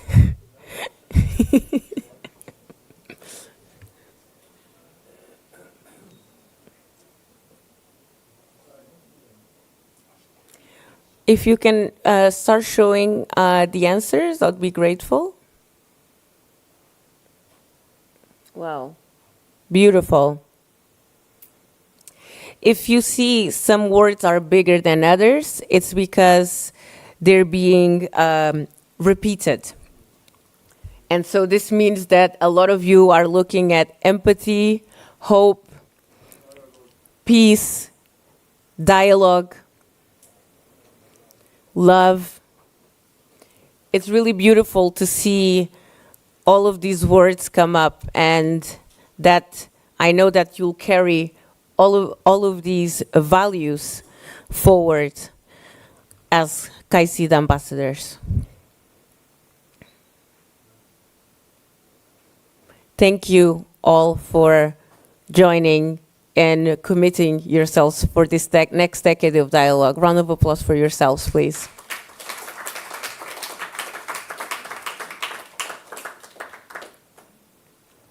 This is beautiful.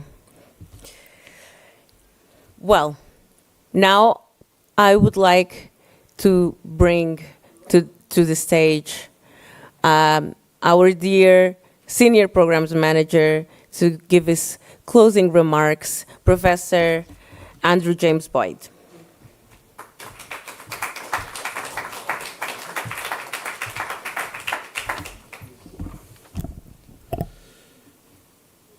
I've always wanted to gather 100 of my closest friends from around the world to meet each other, and I only discovered that you never get more than 5 minutes to talk to each person when you do so. Thank you all for being here. I warned those of you who were at the informal reception that started these 2 days that you would be hearing the words thank you quite a few times during the course of this event, and I've been saving up a few for this moment. I've already mentioned a couple of times the program's founding fathers, people like His Excellency Faisal bin Muammar, Rabbi David Rosen, Professor Albert Niemer, Professor Mohammed Al-Samak, Professor Patrice Brodeur, who were all able to join us here in these days. And we express our grateful thanks. Without all of them, we would not have the program or be here. Thank you very much.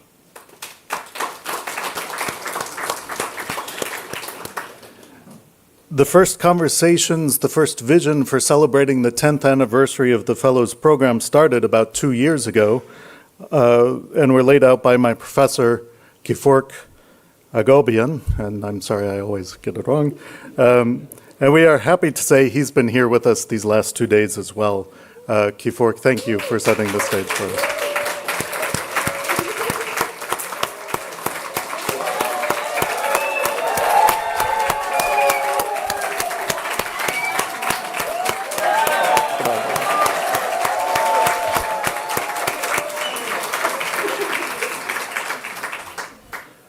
I was fortunate to be a fellow when we had Kifork and Mike and Anas and Patrice and Mohammed all together.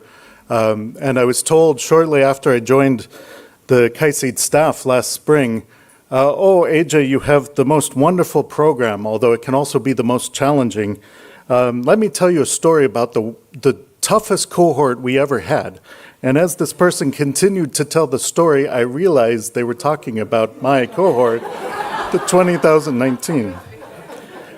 It may be because we were the first cohort that had both an Israeli settler and a Palestinian professor who you heard this week in the same cohort, but those weren't the only reasons. So thank you for your patience to Kifork and to all the former staff of the Fellows Program. No KAICIID event would be possible nor as wonderful and as extraordinary in its conduct and in its attention to detail and quality without the tireless and uber-competent work of Karina Cunliffe and her team, Baha, Karina, and her team, Baha in the back, Joanna. I don't know if Joanna is in the room with us. I don't know if Joanna is still awake, but she's been largely responsible for travel and accommodation. Rohan, who has accompanied the 2025 Fellows. And added to their number just for this event, we've had extra help from Philippa, who has not just helped all the travel arrangements, but when Portugal so kindly arranged a cultural moment tomorrow, with a general strike, Philippa is the one who has largely managed all the rescheduling and accommodation. So thank you all.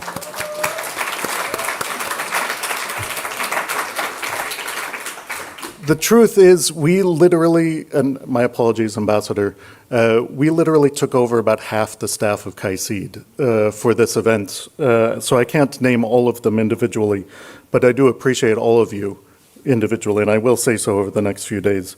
Everyone in the Secretariat has contributed to this event and always in support of the Fellows Program. And so it's really, it takes a village to run a Fellows Program, as I've found out, and as Kifork can tell us too. Among my closest collaborators in that effort, as you know, we have among the Fellows team Yulia Koresheva, who has accompanied this year the current 2025 cohort. Yulia's around here somewhere. There.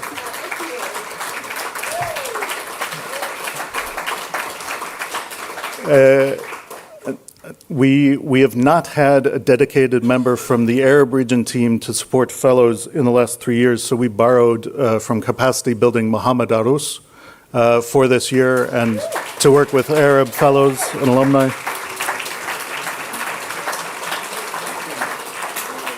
And Anna Ko, who you may have noticed during the last couple of days.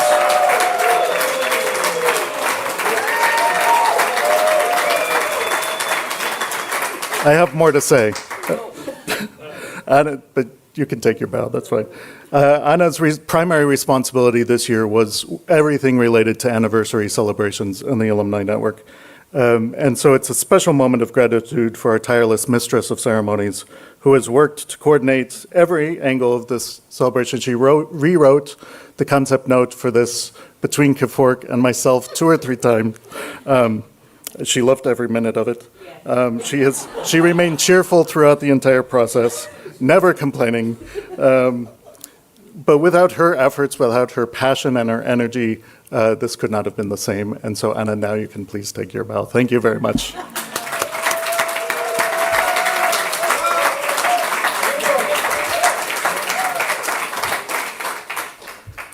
Finally, a word of thanks to the vision and leadership this year of Ambassador Antonio de Almeida Ribeiro, who has made every effort to be present and involved in every step of the planning for the celebration. We thank you for your support of the Fellows Program. We thank you for your presence throughout the entire event. And we thank you for the vision that you've provided for us this year, stepping in when needed most. Thank you so much.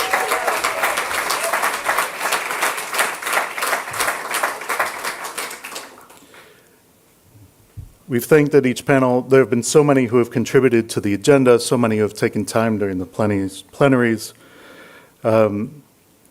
My last few words, my dear friends and colleagues, my fellow fellows, honored guests, we've heard in these last 2 days about we've celebrated the past decade. We've heard a lot about the successes, the impact, the challenges and difficulties of the Fellows Program and the Fellows around the world. We've heard the experiences and achievements of dozens of our fellows. We've also heard of the gap between expectation and capacity that we're facing, that we will be addressing in these coming months and years to improve the Fellows Program. We adopt a philosophy that nothing, no matter how excellent, cannot be improved. And that's something that can only be said. The Fellows Program has been excellent, continues to be excellent, but we can strive to be even more excellent. So we count on all of you to help make that happen. Well, the first decade of the program was largely marked by the growth, sometimes exponentially. The year I was fellow, I think we had almost 90 fellows simultaneously. I don't know how Kifork and Mike and Anas did it. In fact, the reputation of the program has grown so much that last year, for the 2025 cohort, we had 450 applications, we accepted 15, we graduated 13. That meant our acceptance rate was equal to Harvard's, 4%. This year, we had 660 applications for about 30 to 32 spots, meaning we will have accepted less than 1/2 of applicants. We had to say no to so many extraordinary people. This is a good problem to have, but it's a challenge we face. The next decade, therefore, will necessarily be one of deepening and expanding our engagement with the existing Fellows alumni in more meaningful ways, as we've been talking about for these last 2 days. But revising and updating our curriculum and training initiatives, something that's already been in process this year and will expand even faster in the coming year. A new strategic push on institutional and organizational partnerships you've heard talked about. We've had various aspects of this in the last couple of years, but next year we plan to bring it all together into a new direction. There'll be closer integration, we hope, between our global and our regional efforts. The many successes, the ways that our staff and our teams and our fellows coordinate around the world is something we welcome and look forward to even more examples of. Our fellows around the world are already trainers and facilitators. You are already experts and advisors that we call upon regularly, and we hope that this will inevitably increase and become even more systematic and strategic in its approach. I'm excited to shape the vision for our future, and I hope you will all be present for me in this process. Thank you all. May Almighty God, most compassionate and merciful, bless you all. May you have safe travel home. Farewell. Thank you, and good afternoon.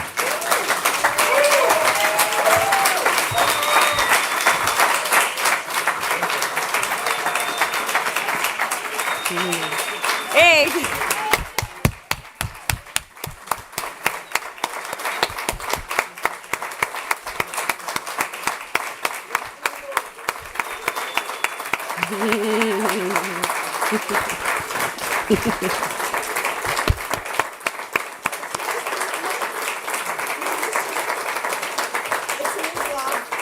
Special needs. Excuse me, sirs and the gentlemen. I want you, all of this, to make this. Do you know? What does it mean? Tell us. Do first, and I will tell you. There is the sign of love of special needs, deaf peoples. So we love you, and I love you all. From Egypt, Special Needs Faculty of Education, Paniswave University. Oh, thank you. Beautiful. Thank you, Dr. Safa. Thank you so much, AJ. Thank you, especially for your patience. I mean, you can see all this energy, this passion, but we as a small team have been working very hard. And so, but all because we know our mission and our purpose is to support the fellows, to make sure that this event goes as smoothly and as perfect as anything can be for you. This is for you. This is all for you, and everything we do is for you. Our mission here is to serve you. So please always count on us for anything. If we don't respond to messages right away, you know it's not because we're ignoring you. You always know you can count on us. So give a round of applause for you guys, and thank you. Before we leave, I have some logistical information as the mistress of ceremonies. Thank you, AJ, there's a bus leaving to Lisbon at 5:30 p.m. and 6 p.m. Departing from the lobby. It's going to the center of Lisbon. It will drop you off there. It's one way. If you have a flight, well, it depends. But you need to know how to make your way back. You can use Uber or Bolt. It's easily accessible, and share cars if you need to, okay? And stay safe. The transfer list for tomorrow will be sent via WhatsApp and email, so have a look out on that. I know some of you are staying, so I look forward to also hang out with you. I'll be around. If you have any questions, also make sure to check the app, because we will upload it there as well. The hospitality desk will be at the lobby on the third floor, for any questions that you may have, as the conference center will now be closed now that we're done. So please just let us know if you have any questions. But also, as a programs officer, we have an evaluation form. Always. We really, really, really, really value your feedback. This is the only way we can make our events better, that we can collect and collate the points where we need to improve.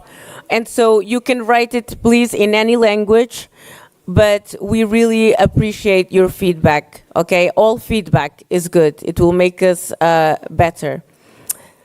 But yeah, as we come to a close, thank you, everyone. And we have a final video to show you. I know you're videoed out. I think we are also videoed out, but I hope you enjoy it, and then you continue the networking in the foyer area. Enjoy the video. When people choose dialogue, they create change that is real, lasting, and contagious.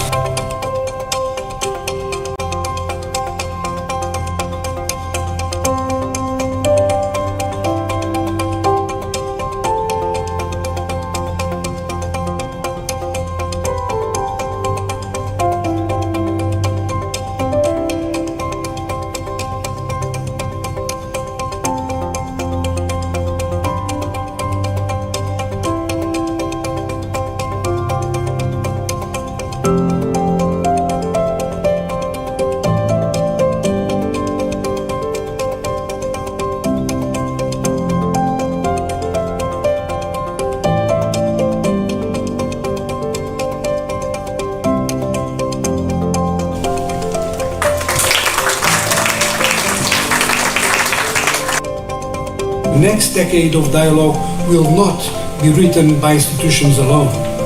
It will be written by all the actors gathered here today, working together, learning together, and supporting one another.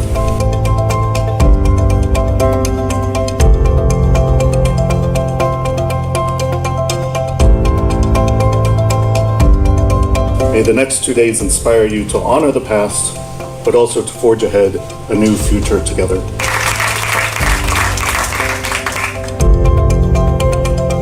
Remember 2010 when I started KAICIID, and to see the result of all these graduates and fellows from 100 countries, it's one of the biggest achievements in my life.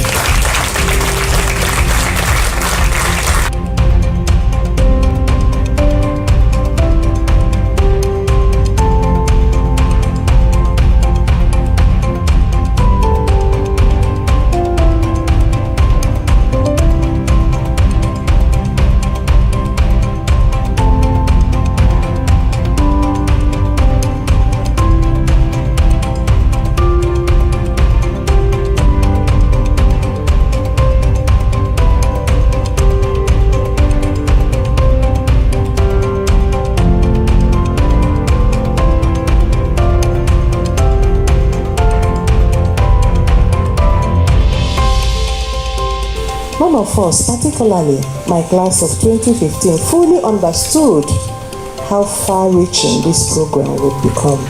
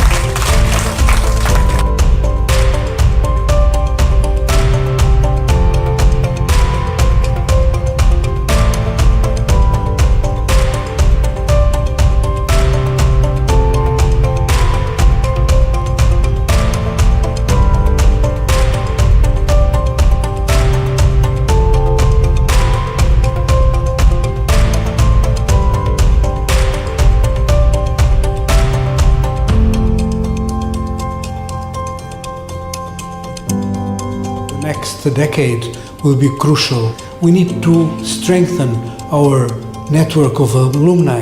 They are an incredible group of people that can be so useful and serve as KAICIID's ambassadors in their communities, in their countries, representing dialogue and representing the values of our mission. We count on our fellows and our alumni to do everything they can to promote these objectives.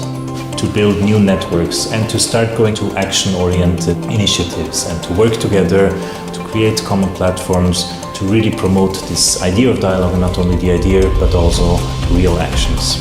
The response to the crisis, the response to polarization, the response to hate speech is more action and joint action rather than individual and separate actions. As long as we have so many follows, as long as we have hundreds of follows spreading around the world, we can guarantee dialogue at the grassroots level will continue in a very sustainable way. We have a proverb in Africa: if you want to go fast, go alone. If you want to go far, go along with others. Team spirit is the only way. Together, we can make it happen.